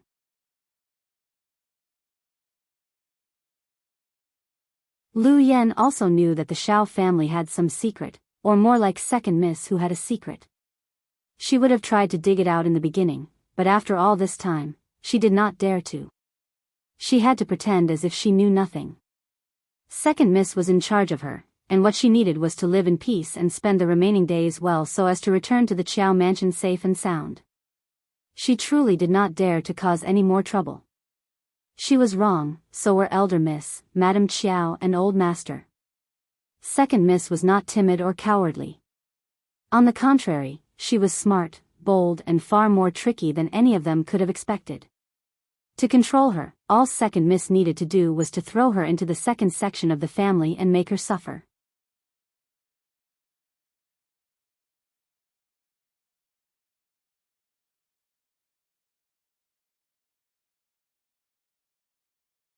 Chapter 225 Incomplete awareness about Second Miss. Lu Yan understood clearly what she ought to do: obey Qiao Xian's order. For example, right now, when Qiao Xian ordered her to carry the basket and bucket to the riverside, she should follow it quietly. Was she without help? No, she was just trained to carry a bucket. The group came to the riverside where the water grass was flourishing and the surface was broad. They started to work proficiently. With her superpower, Qiao Xian could see big fish swimming across the grass freely, and she really wanted to help. It was time for her to get a fish net and learn to fish. Xiao Xiaoqi was fishing when Yang Xiaoni offered a hand. She had the basket around her waist, and went into the river to scoop up the shrimps. Xiao Taotao and Xiao Xian dug some ponds from under the stone somewhere where the water was not so deep. Lu Yan did not have the intention of going into the water, nor did Xiao Xian ask her to. She was ordered to watch over the things on the bank. She spent so many years inside the mansion, and she would have never learned how to get into water. She might even scare the fish and shrimps away after being slow-handed. Lu Yan was shocked. She knew that the Second Miss had changed. But what she had not expected was that she never knew Second Miss well enough. How did Second Miss learn to do this? Qiao Xian flipped the stone and caught a shrimp at each attempt. Fish and shrimp were different. They were never fast enough to escape the siege. They were slow enough to be caught, even when they ran from one rock to the other. Xiao Tao Tao and Xiao Xian were excited, and soon they had more than 20 and 30 shrimps in the basket. Yang Xiaoni did not spend much effort to scoop the shrimps, which were of different sizes. Some were really small. Sometimes they would find a couple of loaches, some large fish or eels. Crabs were available too, but she tossed them back into the river. Xiao Xiaoqi was watching over the fishing poles. The fish here were never caught, so they were easily hooked. He kept getting the fish from the river one after another. Lu Yen went to help put the fish into the bucket. Seeing the fish in the bucket, Lu Yen could not help but feel happy, thinking that it was a fun activity. After a while, they all went home with the harvest. They had a heavy basket of small river prawns and small fish, a large basket of prawns, and 2 buckets filled with fish. There were mandarin fish, yellowhead catfish, carp, Christian carp, shrimp loach, catfish, as well as 2 black fish and a grouper.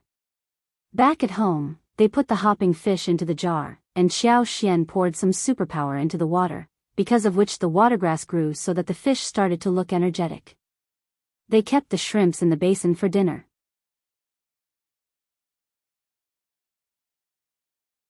Xiao Xian planned to boil the prawns in boiling water, mix it with soy sauce, vinegar, sesame oil, and ginger to dip them in water, peel off the shells of the prawns and eat them directly. That was the best way to eat fresh shrimp. Then they poured the small shrimps and fish into the basin and scooped out the small fish. The small shrimps were baked in the pot, so were the fish, which had very soft and thin bones. They needed to be carefully flipped and baked separately with the shrimps, since they cracked easily.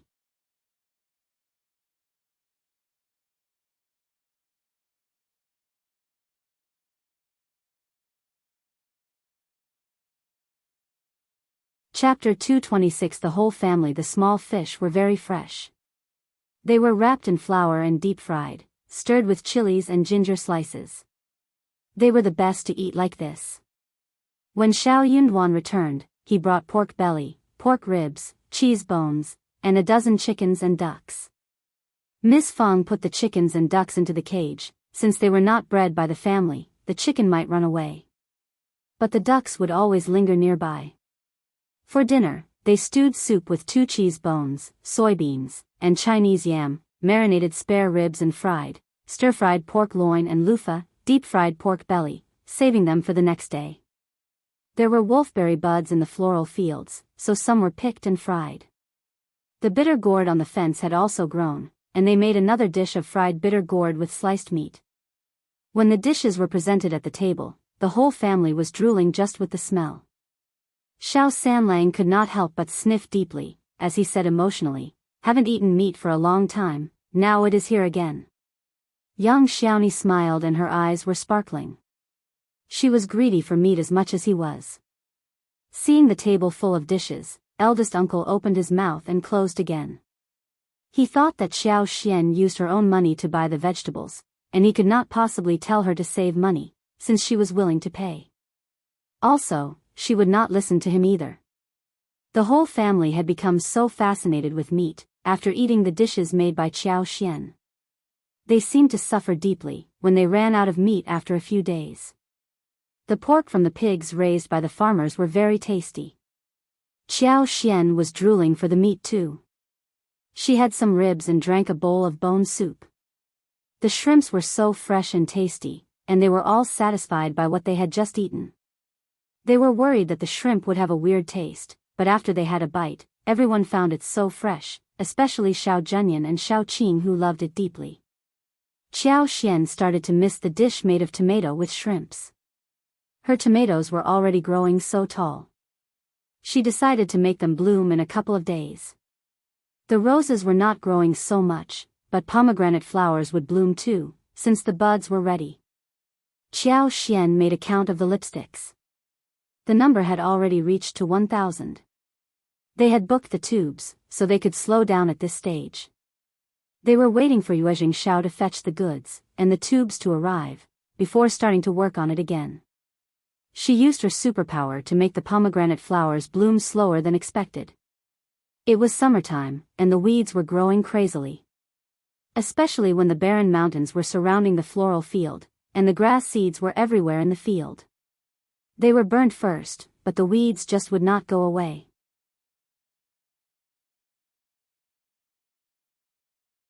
So, Qiao Xian hired Ms. Su and Yang Xiaoni to help remove the weed, and she paid them accordingly.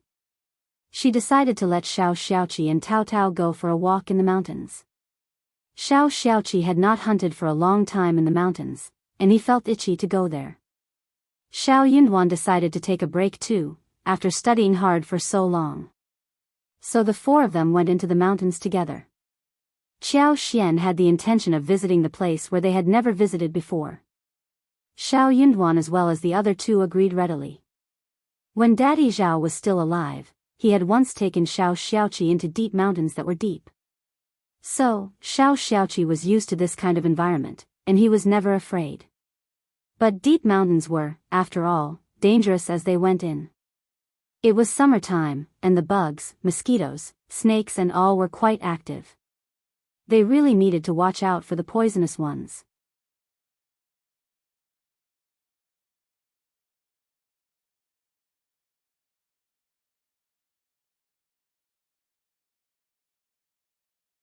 Chapter 227 Into the mountains again. When Xiao Xiaoqi spoke of this, Qiao Xian was reminded as well. So, she went into town to buy some medicine first, and was fully prepared before heading to the mountains. The mountain was very far, so the four of them started before the sun rose. The air was very cool at that moment. Xiao Xiaoqi was quite energetic.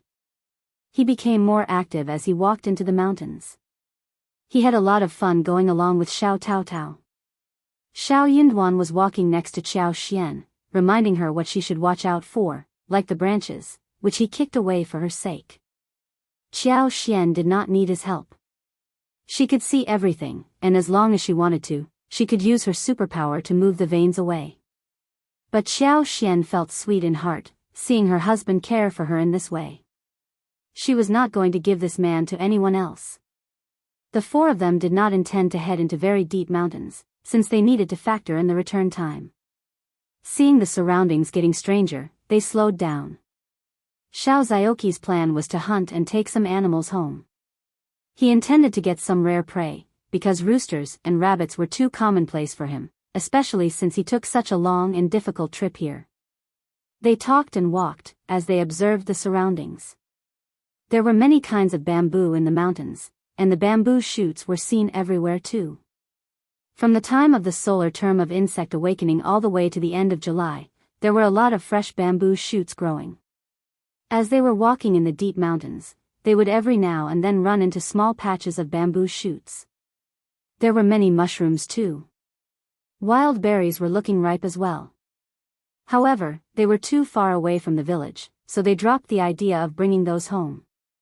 They needed to work on more precious things, with the limited energy they had.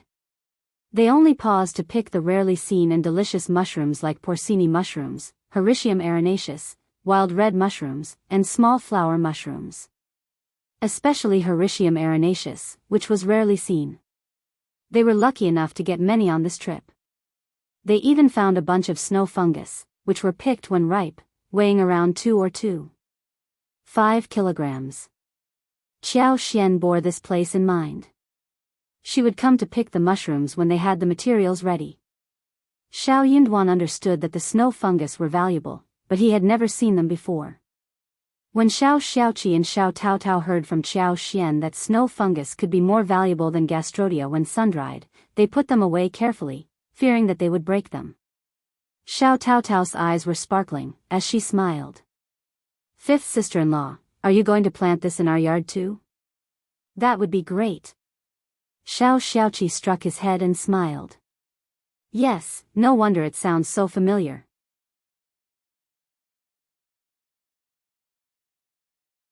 "Let's bear this place in mind and we can come back to fetch the seeds next time." Seeing that they were not greedy but working for her devotedly, Qiao Xian felt warmth inside her heart, nodding and smiling. "Yes. But it is not very easy to find it in the mountains, and we need to work on it. We are going to make a lot of money if we manage to plant them well." Xiao Xiaoqi and Xiao Tao Tao were the biggest helpers when Xiao Xian was starting her business. So, Qiao decided to pay them a salary and give them shares too. When her business became bigger, their share would be so much that they would never need to worry about money for the rest of their lives. Xiao Xiaoqi and Xiao Taotao did not think that far. They were just very happy that their fifth sister-in-law had never been stingy towards them and they did not need to worry about anything.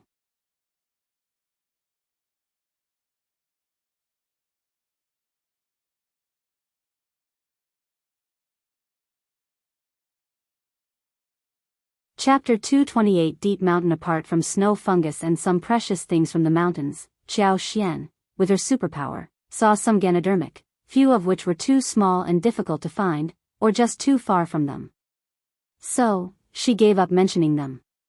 They only ran into two pieces which were of beautiful colors and in the size of an adult's hand. She did not manage to hide the Ganodermas when she was picking them, so she decided to sun-dry them to stew chicken and ducks as supplementary ingredients. She had plenty of money right now, and she did not want to head to the town just to run this errand. In a moist forest with rotten leaves, Qiao Xian picked several orchid trees. She did not recognize the species, but she went with her intuition. She believed that they were rare things. So, when no one was watching, she put a couple of pieces into the space, which did not turn her down and accepted them all. These newly arrived orchids were obediently planted on the edge of the other kinds, slowly taking root in the soil. The branches and leaves stretched, and the space was instantly filled with a touch of greenery and vitality. They ate some food in the mountains and walked for 1 more hour, before Xiao Yunduan said, "It is getting late, let's head home." It would take them a lot of time to arrive home. Xiao Xiaoqi let out a small cry and scratched his head in distress. "We didn't have much luck today, we haven't seen any big things. Let me at least take some small ones home." Xiao Taotao smiled. "Seventh brother, it would be too scary if we really run into some big things. I think roosters and rabbits are enough. Also, the fifth sister-in-law has found so many snow fungus, which should be better than those big things." The three of them laughed, so did Xiao Xiaoqi. "That is true." Xiao Xiaoqi concentrated on looking for other prey. They were deep in the mountains with hardly any people and excellent ecology. As a result, there were many prey to be hunted. Qiao Xian helped along. She led the way and soon, Xiao Xiaoqi got 3 roosters and 2 rabbits. They could have run into wild boars and tigers, but Xiao Xian foresaw those animals and guided them away. Soon the 4 of them headed home. They picked some wild bamboo shoots on the way home again. There were normally 2 kinds of wild bamboo shoots available in this season of the year, the sweet and the bitter, both of which were of a small size and turned out to be just slightly bigger than a coin after being peeled. Sweet bamboo shoots did not need to be blanched. They could be cut into thin slices and put directly into the pot. They could be fried or made into soup.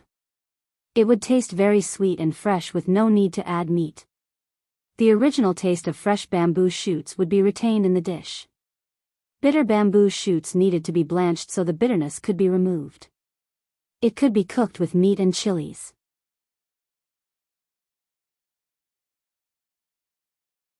When she got home, Qiao Xian placed those white fungus in a dustpan and put them in the garden to expose them to the sun. The 2 Ganoderma lucidum were also dried together. There were a lot of porcini mushrooms, Hericium arenaceus, and red mushrooms that were picked this time. Such mountain goods were too precious, and they needed to be kept and eaten slowly. Qiao Xian also dried some of them. The remaining would be used for chicken stew at dinner. The orchids were planted in the corner of the yard rather than in the pot.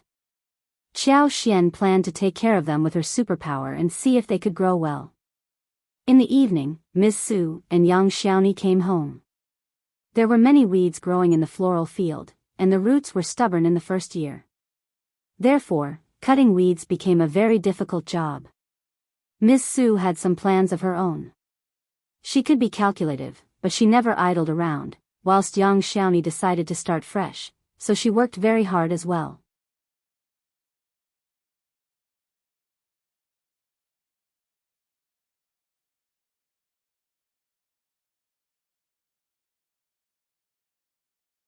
Chapter 229 show the two of them removed the weeds cleanly and the roots were all dug out. They were sun-dried and then would be buried later on.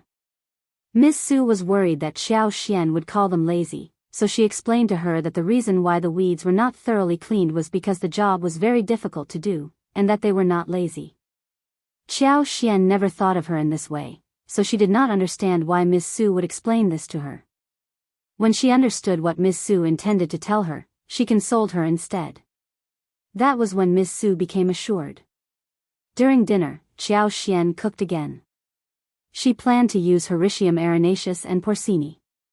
The menu included stewed chicken, fried rabbit with spices, braised rabbit pork belly, sweet bamboo shoots with clear soup, as well as some seasonal vegetables. She had not eaten rabbit for a while and she was greedy for it. When it was time to cook, Xiao Xian suddenly saw someone passing by the yard. It was Miss Fang, who was playing with her granddaughter. She exchanged a few words with the neighbor who went away soon after. Excited, Miss Fang handed her granddaughter to Miss Su. Something is going on. I will go and check it out. Then she headed away. Young Xiaoni loved gossip too, so she wanted to follow along, so did Xiao Xian, who asked Xiao Xiaoqi and Xiao Tao Tao to join them as well. They lived in a very small village, and they should care about each other. If something was happening, they would definitely go and watch it. Miss Fang was excited as she ran ahead. She looked so obvious that she was looking forward to watching a big show. Qiao Xian understood the whole story. Fifth Grandma Ding and Fifth Grandpa Ding had problems with their in-laws, and they heard that their granddaughter Ding Xiang of the second section of the family was making a big fuss. Hence, they suddenly got very interested. At this moment, Fifth Grandpa Ding was already surrounded by numerous villagers, who were all whispering to each other. A young girl was seated on the ground, as she said furiously, "We are all grandchildren, how can we be treated so differently? You favor the other sections of the family so much, and you call me immoral? You deserve to be punished." Fifth Grandma Ding got so angry that she leaned backwards, shouting at Ding Xiang. "How dare you accuse me? I am your grandma. I will beat you to death, no need to keep you alive, bitch." Ding Xiang snapped and sneered with her head raised.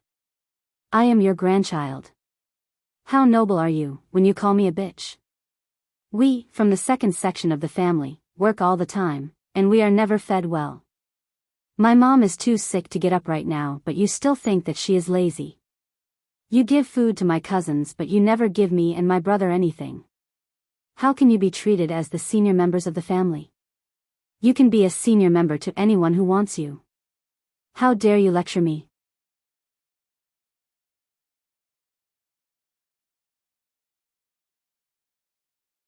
"What right do you have?" The villagers all burst into laughter. Some also felt sorry for them. Fifth sister-in-law Ding is too prejudiced. Ding Erju and his wife are just way too obedient. True, every family has its problems. Parents can't always balance the relationship, but they can't be too biased as well. Ding Xiang used to look so obedient and silent, but look at her right now. She has been bullied and can't stand it anymore. Honestly, they could all sit down and talk about this. It is not proper to speak with senior members in this way. Yeah, she has no rules. No one would stand this kind of arguing.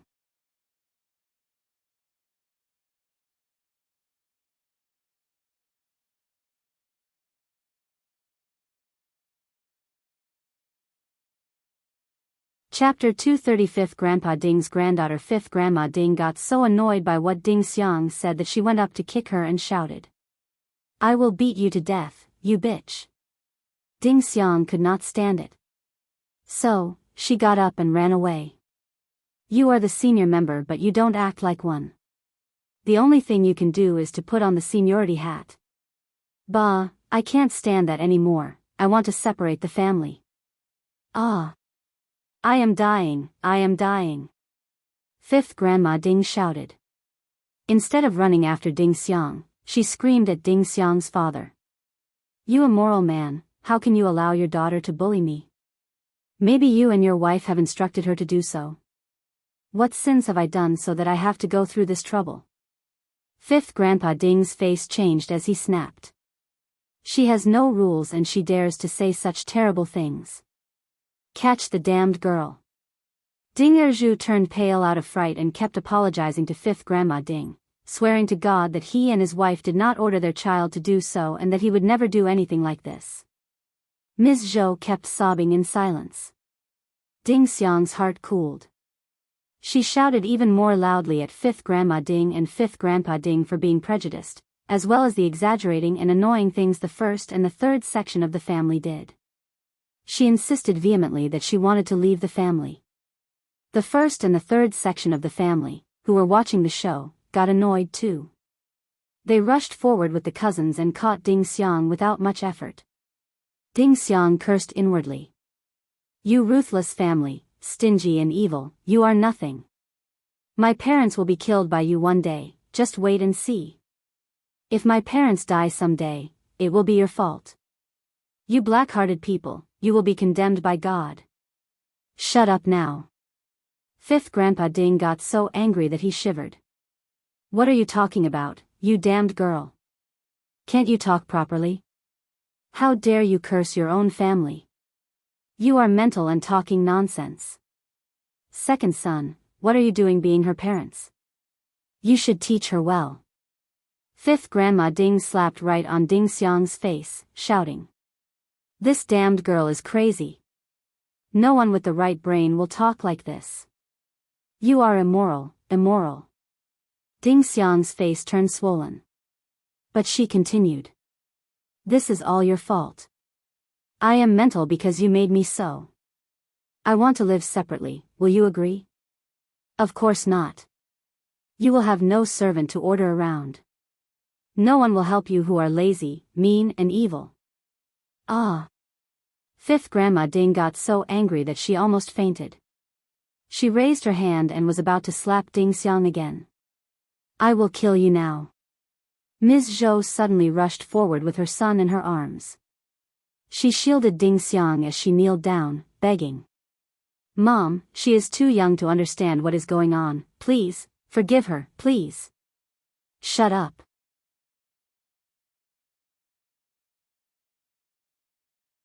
Bitch, you have taught her all of this. How dare you ask for forgiveness? Fifth Grandma Ding kicked Ms. Zhou, who fell backwards. Her son was less than 3 years old, and he was crying loudly as he called out to his mother. With her son in her arms, Ms. Zhou felt so desperate that she cried.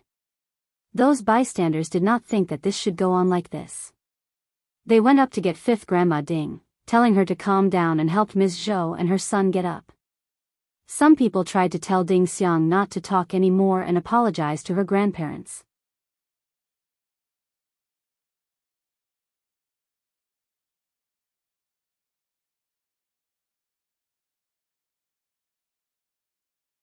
Chapter 231 Wrap up the matter. Fifth Grandpa Ding glared at Fifth Grandma Ding too. It was his wife who was too prejudiced, and had been treating the second section of the family badly.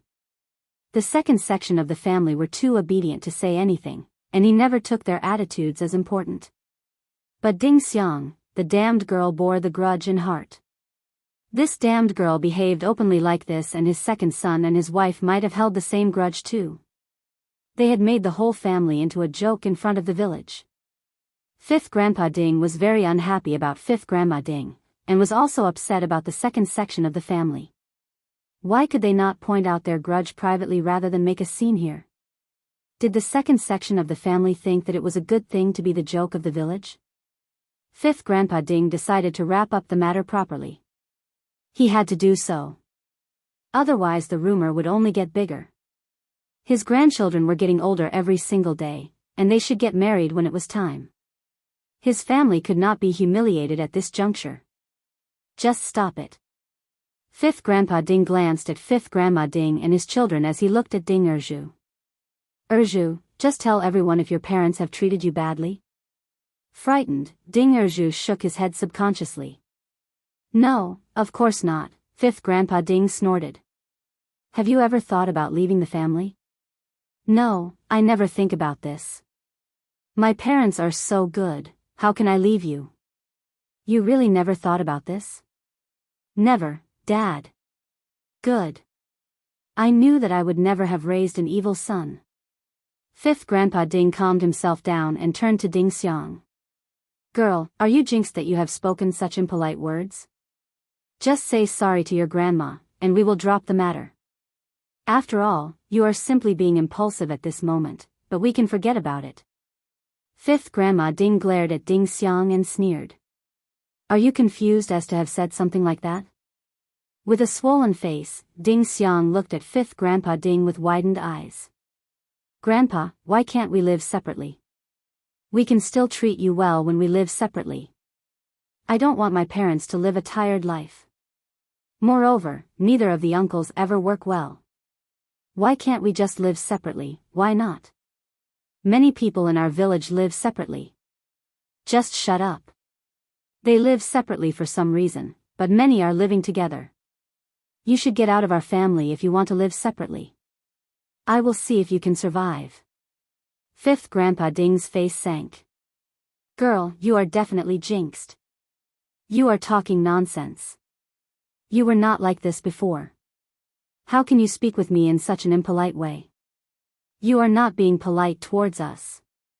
Ding Xiang said, what I want is just to live separately. Fifth Grandma Ding sneered. Why should we listen to you? You are nothing.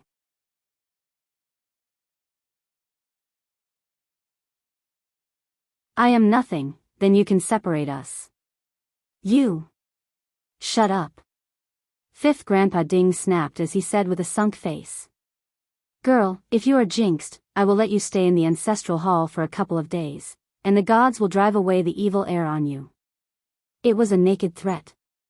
The ancestral hall was damp and dark, where the ancestral tablets were placed.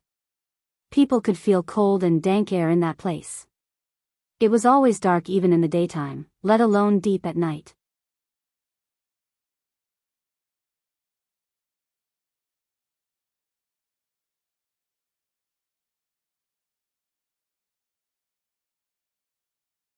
Chapter 232 Rites of Discourse. It was not easy to stay there for a couple of days. At least for a teenage girl, it would be very scary. Ding Xiang looked up and said, I can stay there, but are we living separately afterwards? Fifth Grandpa Ding's face sank utterly after that question. Second son, do you want to live separately? No, of course not. Ding Erju was dumbfounded, wondering what made his girl say so. Fifth Grandpa Ding sneered. It seems that you have not taught her well. Hence, the girl is totally jinxed. Ding Erju panicked. Dad, she is just confused. Ms. Zhou was terrified too. Ding Xiang, just stop talking. Apologize to your grandma and your grandpa, we are not going to live separately, okay? Don't talk like this. Ding Xiang glanced at her parents. She looked desperate and distressed. She had no rights of discourse. She could not change a thing. She tried her best to shout out what she was thinking, but everyone called her confused, jinxed. She was denied. She could do nothing when she was under someone else's mercy. She was capable of doing nothing. What a goddamned world. She just could not stand that anymore.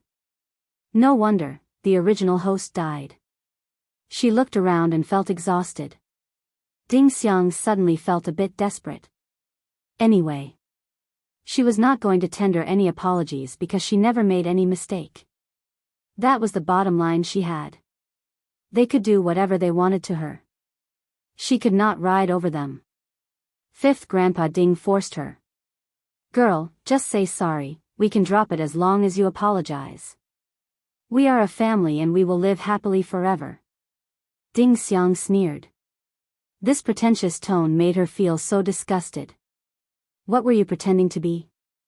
You were not at all noble. She was not gullible. She knew that they were just trying to save their face. She was being forced to repent so that their reputation could be saved. She had thought that as long as she could draw the attention of the villagers, she could force the whole family to yield. But she was wrong. Nothing happened so easily. She was alone, and no matter how hard she tried, she could not get out of this mud. Seeing Ding Xiang staying silent, fifth Grandpa Ding got angry and said coldly, "You are definitely jinxed, so you talk nonsense. Elder, second and third son, just take her to the ancestral hall so she can reflect herself in front of the ancestors." "No, please, Dad." Ding Xiang, just apologize, now. "Dad, she is confused, I can discipline her later, but please, forgive her." Ding Erju and Ms. Zhou turned pale as they begged for forgiveness. Ms. Zhou cried so hard that she almost collapsed, but for her sister-in-laws who supported her. The ancestral hall was very scary, but a maiden who was 15 years old, who could have a good marriage, would have her name ruined if she was ordered to stay in the ancestral hall. They would never find any good suitors for her.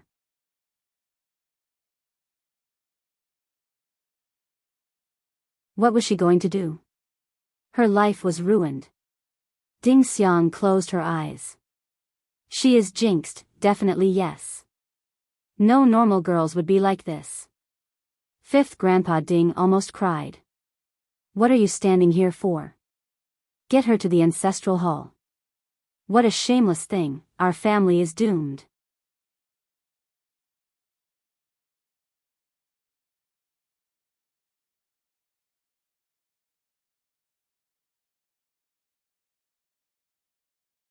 Chapter 233 Qiao Xian's vision. No matter how much Ms. Zhou cried, Ding Xiang was still driven to the ancestral hall. The villagers exchanged murmurs among themselves.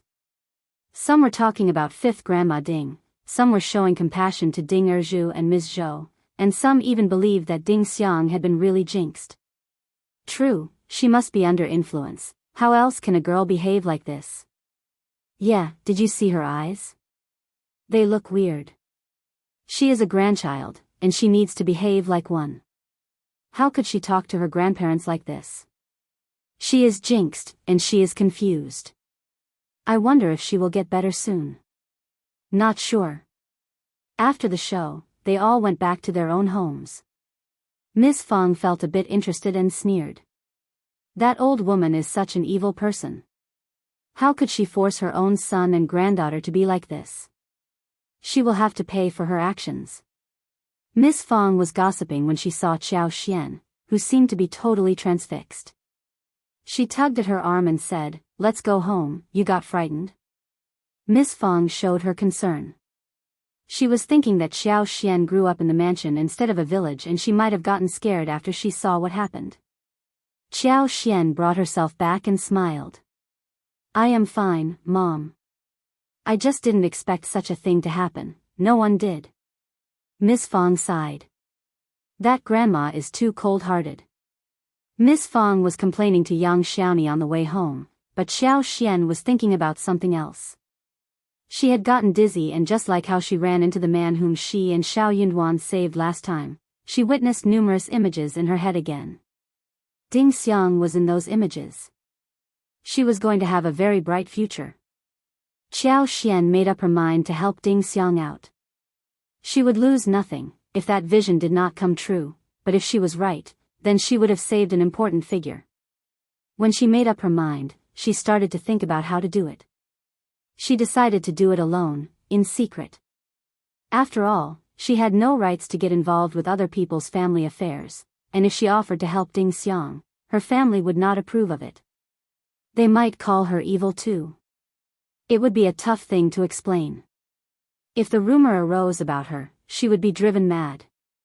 The whole family finished dinner, and Xiao Xian drove Xiao Yunduan back to the room, and then left home with an excuse that she needed to check out the tomato buds. She found out where the ancestral hall was. It was located in the west side of the village. It was big and isolated. That was a good thing. A tree was next to the ancestral hall, and Xiao Xian used her superpower, so that the branches bent down for her to climb up. Then the branches took her to the wall and bent down for her to go inside the wall. Qiao Xian hopped down and started to walk in, within a safe distance.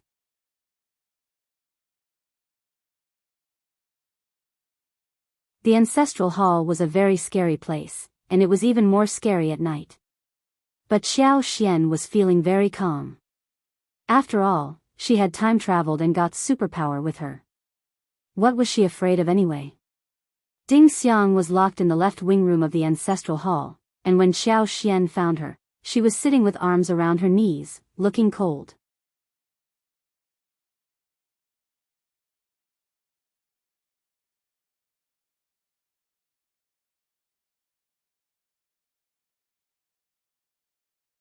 Chapter 234 Starvation. Both of them froze as their eyes met. Ding Xiang did not expect that someone would be here at night. Qiao Xian realized that Ding Xiang was not looking scared. This girl was indeed strong-minded.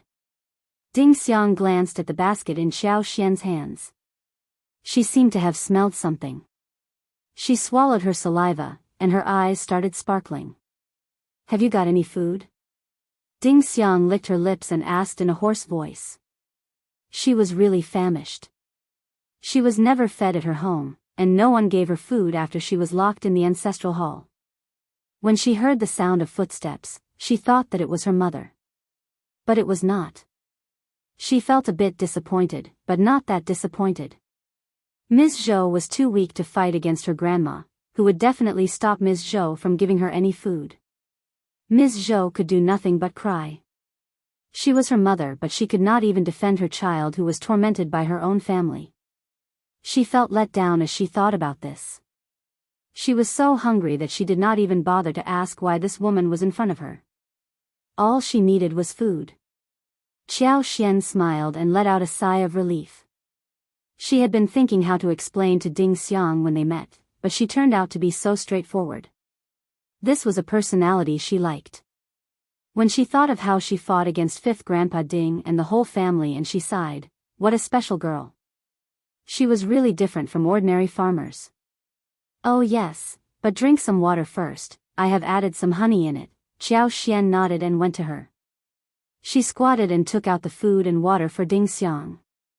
Ding Xiang took the kettle and poured the water into an empty bowl with shivering hands, then she finished it directly, letting out a sigh of relief and saying emotionally, "It is so sweet." She could not wait any longer and started to eat. Qiao Xian had expected that she would not have been given any food by the family, so she only got one bowl of rice, one dish of bamboo shoots, and several pieces of mushrooms for her to eat. But Ding Xiang did not think too much, and she started to eat everything immediately. When the food was done, Ding Xiang wiped her mouth and put down the chopsticks and bowls. She almost cried. How could she have time traveled to this goddamn place? She could not even get to eat one bowl of rice. How happy it was to be able to finally eat. Oh yes. Ding Xiang pressed down her tears and smiled. You are the second miss from the Qiao family, right? Why did you give me food? Anyway, thanks. Qiao Xian had already understood that she was different, so it was normal that she could guess who she was. She was different from the villagers here. You are right. Qiao Xian smiled and added. I don't approve of what fifth Grandpa Ding did, so no need to thank me. Ding Xiang grinned. So you felt sorry for me?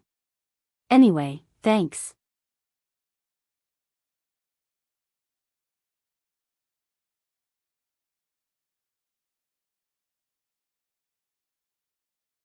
Chapter 235 A pure-minded girl. It was a great comfort, if you could have someone who felt sorry for you. Ding Xiang sighed inwardly. She was a lady born in a big family, and yet she had such a simple mind. Fearing that she would not believe her, Qiao Xian said in a small voice, "Let me tell you something, but please don't tell anyone else.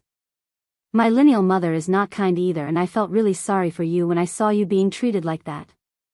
This lady was so simple-minded. Ding Xiang replied involuntarily. Lucky that you ran into me, but let me tell you, poor people are never kind. Those farmers are too poor to think about justice and fairness. They are just greedy and private, so never be too kind or feel sorry for others, otherwise you will get yourself in a lot of trouble, alright? Qiao Xian was startled. What was she talking about? Did she think that she was an innocent, pure-minded rich girl? Qiao Xian chuckled in her heart. She was not pure-minded. She could be quite ruthless. But she found Ding Xiang getting more and more interesting. Seeing Qiao Xian's seemingly surprised look, Ding Xiang explained little by little. Look at what you did tonight. I am locked here because I have been punished. You delivered food to me, and if you don't help me do what I ask of you, I may threaten you about telling everyone else about your deeds. As a result, you will land into trouble for saving me here. Qiao Xian. I understand what you mean. But I know you won't. Don't worry, I am not that gullible, and I never show kindness to others easily. Ding Xiang smiled. How do you know I won't? Qiao Xian was speechless. She could not explain it. Just a feeling. My sixth sense is always right. What feeling? Just an intuition. Anyway, they needed to drop the topic. You should never be this nosy anymore, got it? Oh yes. Qiao Xian switched to the embarrassing topic. What are your plans for the future? Future? Ding Xiang sneered. At this juncture, she wasn't even sure whether she would have a future. She had understood clearly that she alone could not fight against a family, especially since she was born in this era. She was called jinxed by her family and was even considered as immoral. Now, she was starving in the locked ancestral hall. Maybe she would be forced into marriage, and the only thing she could do to fight against that was to die. Qiao Xian thought for a while and tried to persuade her. I believe that if you want to achieve something, you should not lunge at it. You can try to take a roundabout. For example, you embarrassed your grandparents today, that would irritate them more. You will end up being in trouble again and again if you fail to bring them to your side. Qiao Xian was really curious whether this stubborn personality girl would have a flourishing future like she had foreseen.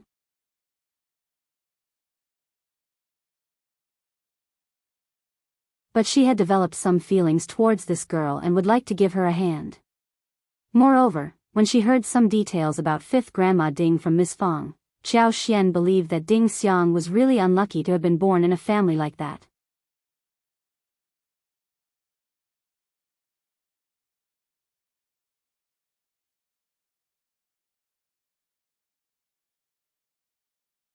Chapter 236, where Ding Xiang smiled and nodded. You are right, but what she was thinking inwardly was that this noble lady simply knew nothing. Retreating and playing along? She would very much like to do so, but the problem was that it would not work out for her. Her parents had already been under the charge of her grandma, and neither of them would take her side. She was alone, and there was nothing she could do.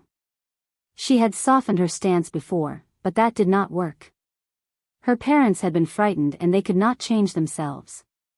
They were used to being like that, and she could not change them at all. Also, her grandma was a very tricky person, and when she sensed that she had instigated her parents to rebel, she would be doomed. There was nothing she could do, except to throw herself out to get them all condemned. But the result was that she lost the game completely. Honestly, the reason why her grandma treated her father like that was because her father was down to earth and the second son, who could accept his mother's bad temper. He was never treated well, but he never complained. That was why he ended up being like this. Obedient people always get bullied. Just go home, don't come back tomorrow. Ding Xiang said to Qiao Xian. Qiao Xian nodded, and gave 4 eggs wrapped in yellow paper as well as a small water bottle as well as a tiny porcelain bottle with honey to Ding Xiang. You can eat them tomorrow. She could not come to this place during the daytime. If she was spotted, she would be in trouble, just as Ding Xiang said. Ding Xiang got startled all of a sudden. She looked deep into Qiao Xian's eyes and said lightly as she took over the things, "Thanks." Qiao Xian waved her hands, smiling. I am leaving now. Okay. The moment Qiao Xian walked out of the door, Ding Xiang called out and stopped her. She raised her hands to sort out the hair on her head, saying to Qiao Xian seriously, if there is any chance in the future, I will repay you, definitely. Thanks. This was the only kindness she had received after she came to this world. She would always bear this gesture in her heart. After all, her parents were kneeling down to her grandparents and had decided to leave her alone. How ridiculous. If they really loved her as their daughter, they would have done whatever they could to fight against her grandparents. At that time, Her grandparents would not be able to do anything, they could not possibly kill them, right? The fundamental point was that she was not that important in their hearts. Qiao Xian nodded with a smile, after she was taken aback for a moment. Okay, I will bear this in mind. Haha. Qiao Xian was very happy. This was exactly what she had come for. It was great that Ding Xiang had the same idea. Ding Xiang smiled and could not help but get emotional. The second miss of the Qiao family was indeed so pure in mind.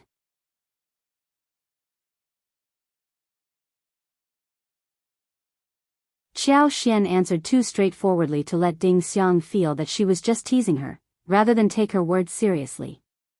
But Ding Xiang was not joking. Qiao Xian left the ancestral hall in the same way as she came in. She needed to head home fast. She felt glad inside her heart and felt that she had fulfilled her mission. But the moment she walked into the room, she ran into Xiao Yunduan, who asked her, "Where have you been?" Oh well, Qiao Xian normally returned to the room with Xiao Yunduan, but it was very late for her to show up. So, Xiao Yunduan asked her curiously. She thought for a while. I just suddenly thought of the medical herbs in the yard. I just went to check them. After all, I hadn't seen them in a while.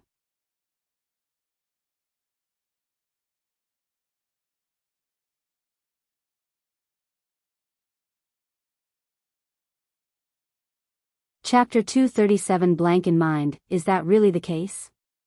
Xiao Yunduan looked at the clothes around her waist. Qiao Xian looked down subconsciously and saw that her clothes had some strings stuck on them. She would not have such a thing attached to her, if she had been in the yard for medical herbs. Qiao Xian snapped at herself inwardly. Her husband must have become suspicious. She should have found a better excuse. She could have used this excuse to get herself out of the suspicion of the others in the family, but her husband was smart enough not to believe her words. Oh well.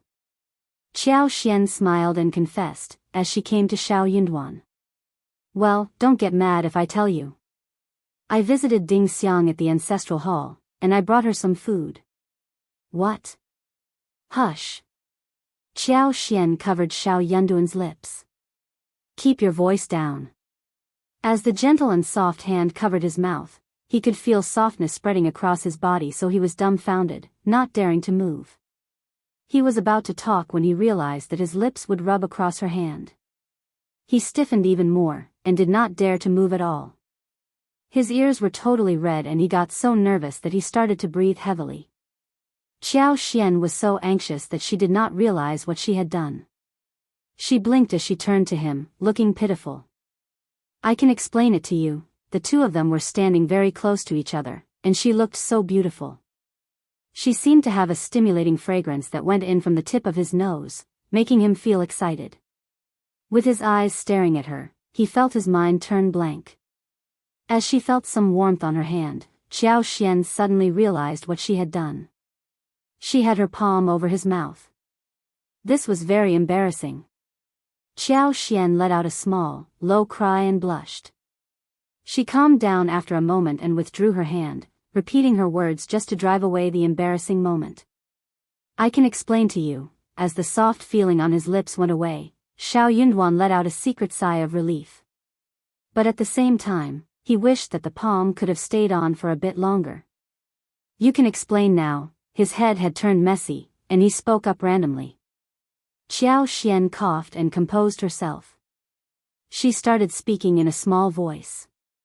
I am telling you the truth. It is just. I found Ding Xiang very pitiful to have a family like that. No one would help her, so I gave her some food to eat. You won't think I'm nosy, right? I was reminded of how I was treated at the Qiao family. I am not blaming you. Xiao Yunduan's heart softened, as he heard her mentioning the Qiao family. He asked her gently. You were not noticed, right? Qiao Xian had not expected that her explanation would work so well. She felt a bit guilty but smiled. I was careful. You should discuss such matters with me in the future, okay? Okay. I will keep this a secret for you. Don't mention it to anyone else.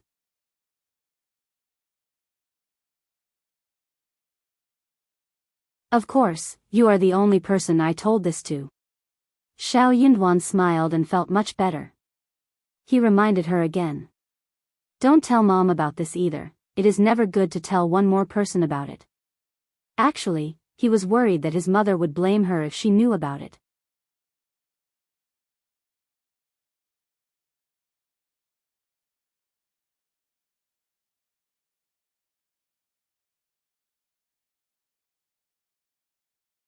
Chapter 238. Good thing Qiao Xian did not give her too many things, nor did she want to tell anyone about it. But for Xiao Yunduan, who suspected her, she would not have disclosed it to Xiao Yunduan. So, she just nodded and agreed. Unassured, Xiao Yunduan stressed some more and then finally stopped. Qiao Xian let out a sigh of relief.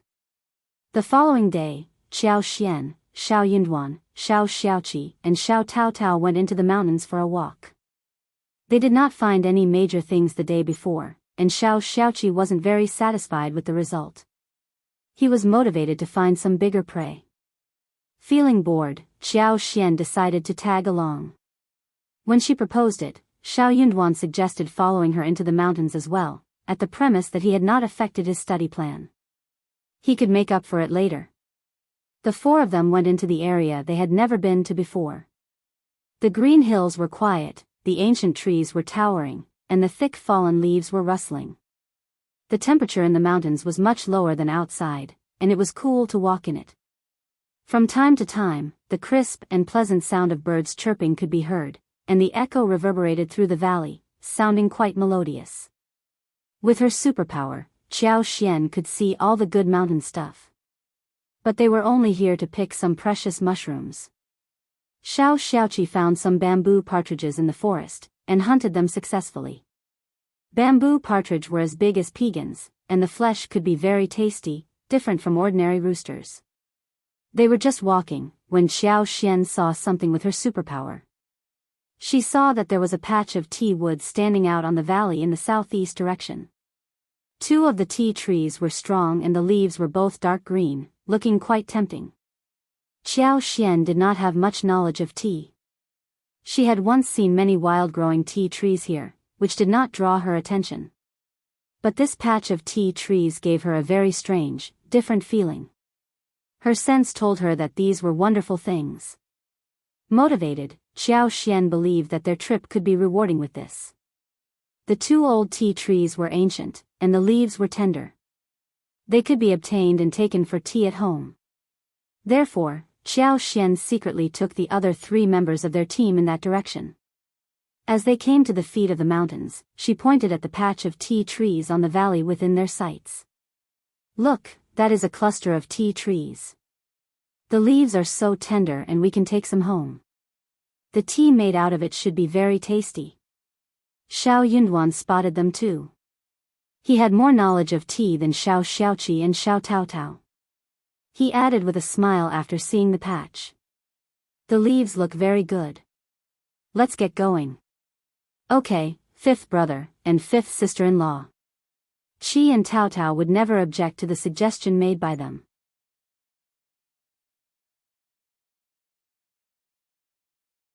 Both of them were very interested in food and drinks.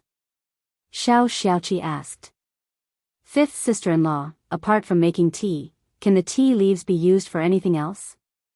Xiao Taotao's eyes sparkled and she looked excited. Qiao Xian nodded and smiled. Of course, they can be used to fry with shrimps, eggs, and make pancakes. We can use tea water to stew chicken and bones, and we can even add the leaves to braised dishes, or stir-fry. Anyway, let's take them home.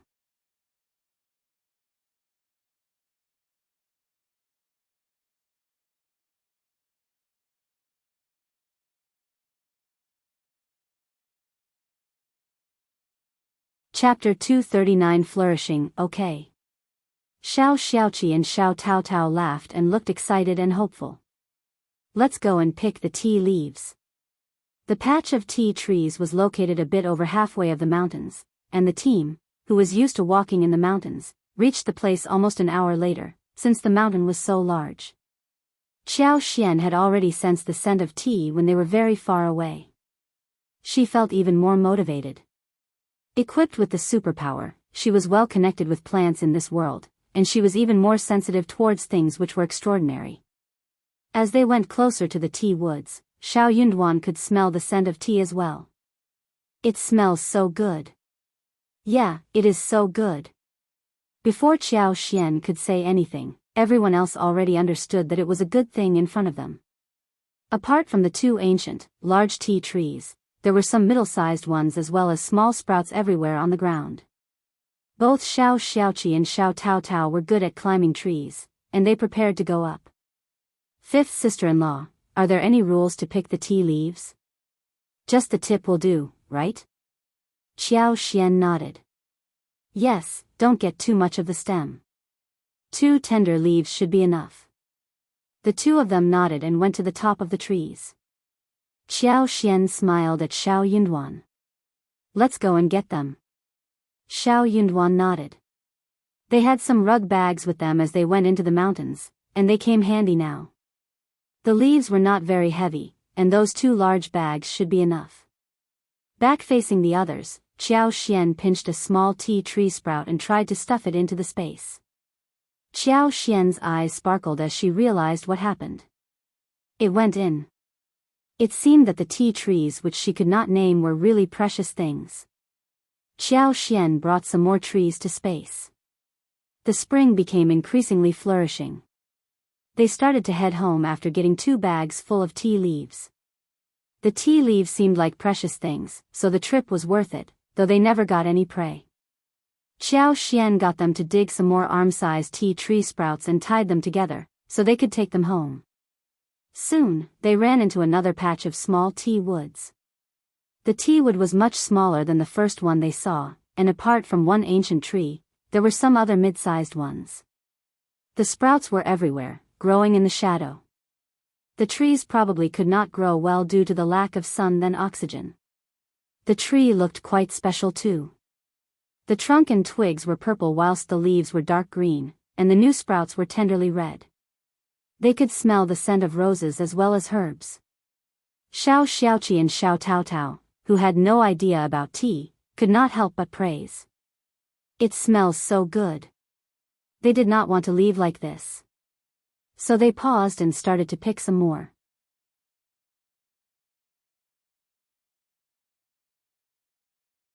Qiao Xian delivered some more tree sprouts into the space, which accepted them as well.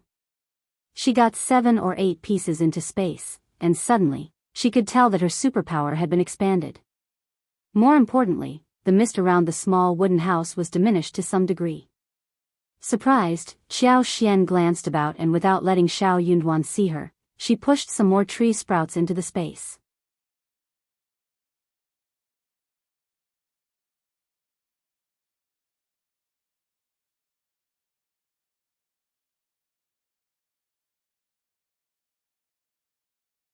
Chapter 240 Escape. However, the space did not undergo any major changes, apart from becoming more flourishing. Qiao Xian finally came to the conclusion after many times of experience that she needed to get many precious plants into space, so that the amount could lead to major changes. Qiao Xian got a large bag of purple-colored tea leaves, as well as some tea tree sprouts. They tied them up together and started to head home. It was a good harvest. As they went back home, Qiao Xian asked Taotao for help. They planted the tea trees in the yard and at the corners of the floral field. Then, they started to process the fresh tea leaves. No one had any idea how to process it in a complicated way, but the villagers usually fried them and got the water out, so the tea leaves would be in the best condition for storage. This time, they did the same. The tea leaves relieved the thirst, so villagers loved to have some planted next to their yards. In this way, they could pick some and fry them for daily tea drinking. These tea trees were not precious ones, but ordinary ones. So they did not need to be taken well care of, nor did they need to be chopped or trimmed. The trees they brought home today were apparently different from the ones they drank at home. Qiao Xian was thinking about taking some twigs and leaves for Manager Qin to take a look. If it was a precious kind, she would turn the field she bought from the Zhang village into a tea garden. Qiao used some fresh tea leaves to make the dishes for dinner. These two kinds of tea leaves became increasingly fragrant, and the scent made people feel fresh in their minds. Miss Fang praised it highly and smiled. I never expected that there would be such fabulous things in the mountains. These leaves seem to taste different from what we drink every day. Qiao smiled. There are many precious things in the mountains. Qi is familiar with the paths, so he takes us to these places. He knows far more than others. Miss Fang laughed. He hunts, but he doesn't know about tea. It is you and Duan who helped. Miss Fang and Qiao exchanged a few words and said suddenly, remember Ding Xiang who was trapped in the ancestral hall? When Ms. Zhou brought her food at lunchtime, she was gone. Ms. Zhou and Ding Erju are so anxious and are looking around for her everywhere. The girl is so bold as to escape. Qiao was shocked and her face changed. She escaped. Yeah. Miss Fang kept the gossip flowing. I never expected that this girl could be so stubborn. I thought she was a quiet one. But why did she run away when she was in the ancestral hall? Where can she go? Will she come back? She would receive even worse punishment when she returns because her grandparents are so angry now. Qiao panicked. She did not give any response as her mind got confused. She had a feeling that Ding Xiang did not run out of the ancestral hall out of anger.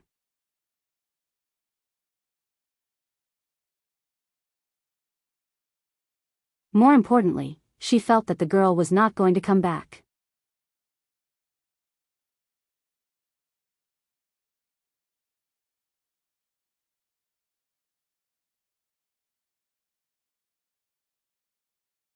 Chapter 241 The Ding family. She must have escaped and left Shouting Village.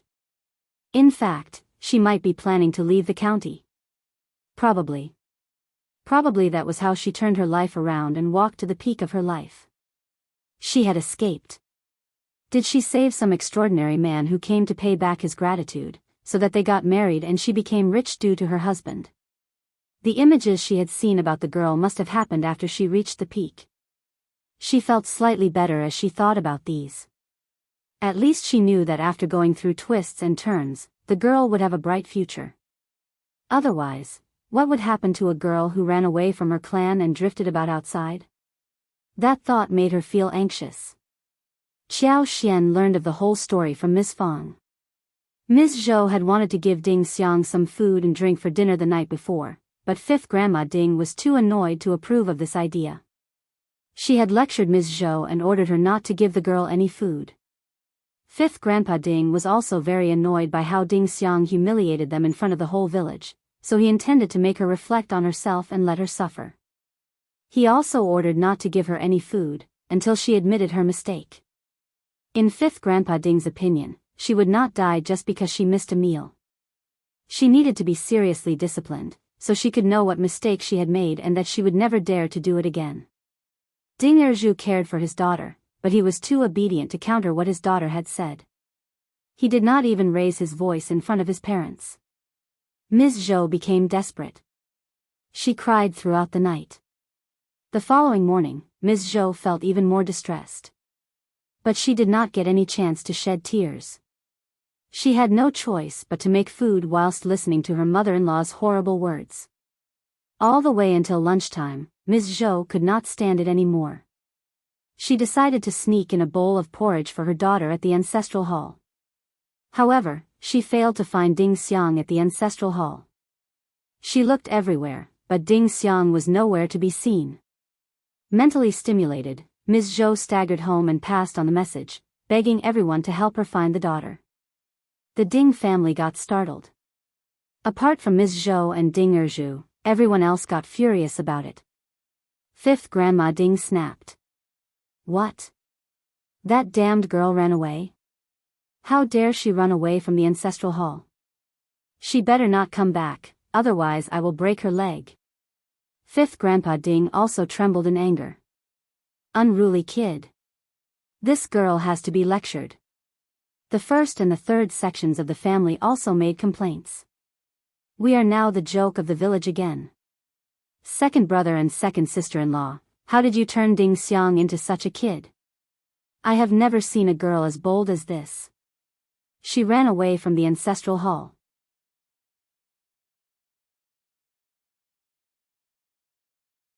Damn. Second sister-in-law, just don't keep crying. The girl must be hiding somewhere in the mountains and she will return when it turns dark, otherwise, where would she go?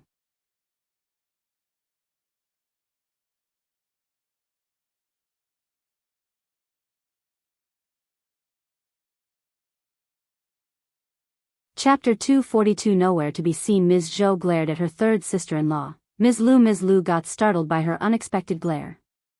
She became really furious after recovering a bit. She glared back and snapped.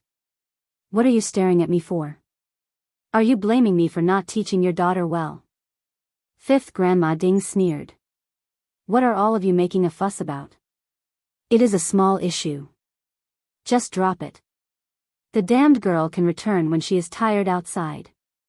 I will teach her a good lesson. Also, Ms. Zhou, how dare you ignore what I told you? Who gave you the permit to give food to the damned girl? Just wait for your punishment. Ms. Zhou could not stand that anymore. She cried. How can you all be like this? Ding Xiang is missing. You are not looking for her but keep saying horrible words. If she is gone, I will kill myself too. Ms. Zhou rushed out. Ding Erju went out with her as well. Fifth Grandma Ding shouted. Stop it, second son, are you trying to rebel against me too? With his eyes turning red, Ding Erju sobbed. Mom, that is my daughter. She is gone. What if something happens to her? I need to find her first, and I will receive your punishment when I find her. Having said the words, Ding Erju rushed out. Fifth Grandma Ding shouted. How dare you? I have raised you for nothing. The other sections of the family got startled and exchanged a look between themselves. No one had expected that the obedient second section of the family rebelled due to Ding Xiang.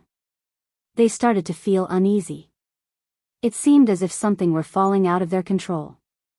What happened to Ding Xiang and the Ding family soon spread all over the village. Some sighed and some laughed. Some even went out to seek the girl. After all, it was a living girl that was missing. Although they all grew up in the mountains, it was a very dangerous place. What if something happened for real?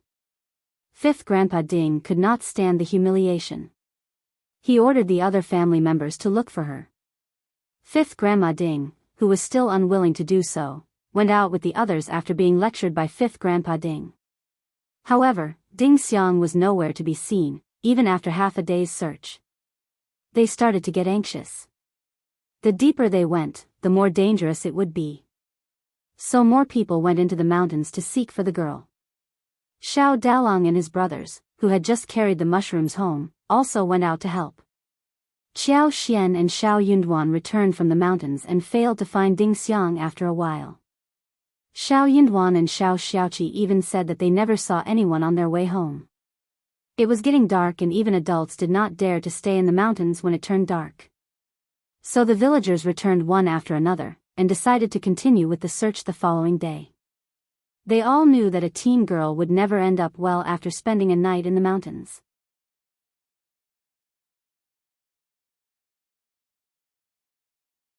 Probably when they found her eventually after a few days, she would be a corpse already. Ms. Zhou came home crying loudly. Ding Erju, who was dumbfounded, followed her.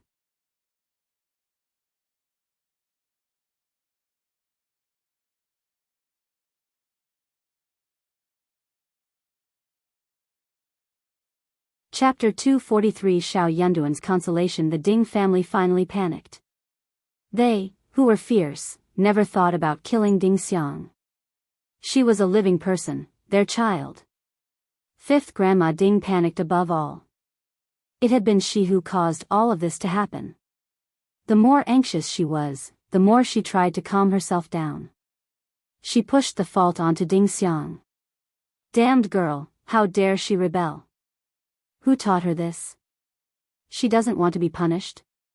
Damned girl, totally damned. Inside the room, Ms. Zhou threw herself into Ding Erza's arms, crying with hatred. Just listen to what your mom is saying. How can she be so fierce as to call Ding Xiang names? She is trying to get us all killed. Ding Erza's veins on his forehead popped, as he patted her shoulders, whispering. Just, calm down, Ding Xiang, she should be fine. During the night, most families in the village started to talk about this. They sighed. Those parents and grandparents, who never paid enough attention to their children, started to panic as well. They all said that it was Ding Xiang's fault for being rude and hot-tempered. Qiao Xian was more certain by this point that Ding Xiang had escaped the village. She had seen that Ding Xiang was different from the other village girls, and this was exactly what she would have done. The images in her head had shown that Ding Xiang would definitely become an outstanding and successful woman. But an isolated village girl like her, who intended to escape from her original family, would definitely have to go through some misery first. Qiao Xian felt quite emotional, and she looked a bit conflicted. Xiao Yunduan took Qiao Xian back to the room after dinner. He closed the door instantly, and with one hand on Qiao Xian's shoulder, he looked at her seriously. Startled, Qiao Xian looked up at him. Xiao Yunduan sighed inwardly. He had noticed that she was absent-minded the whole evening. Xiao Yunduan suppressed his voice. Listen, you should never reveal anything about your visit to the ancestral hall last night, got it? Ding Xiang was gone after her visit. She would surely be suspected if something really happened to Ding Xiang. Then, it would be very difficult to make an explanation. Qiao Xian nodded, as her heart turned warm. I won't, just calm down, Xiao Yunduan said gently, as he looked more relaxed. It is not very surprising, when a stubborn girl like her would run away from the Ding family. It actually might be a good thing for her. She had mentioned how she felt about Ding Xiang the night before, and now Ding Xiang was gone. Xiao Yunduan could not help but console her, fearing that she would be saddened by her disappearance. Qiao Xian nodded and then leaned against Xiao Yunduan involuntarily, saying with a low voice, I am calm. I even think that Ding Xiang will have a bright future. She just regretted not having given Ding Xiang some money.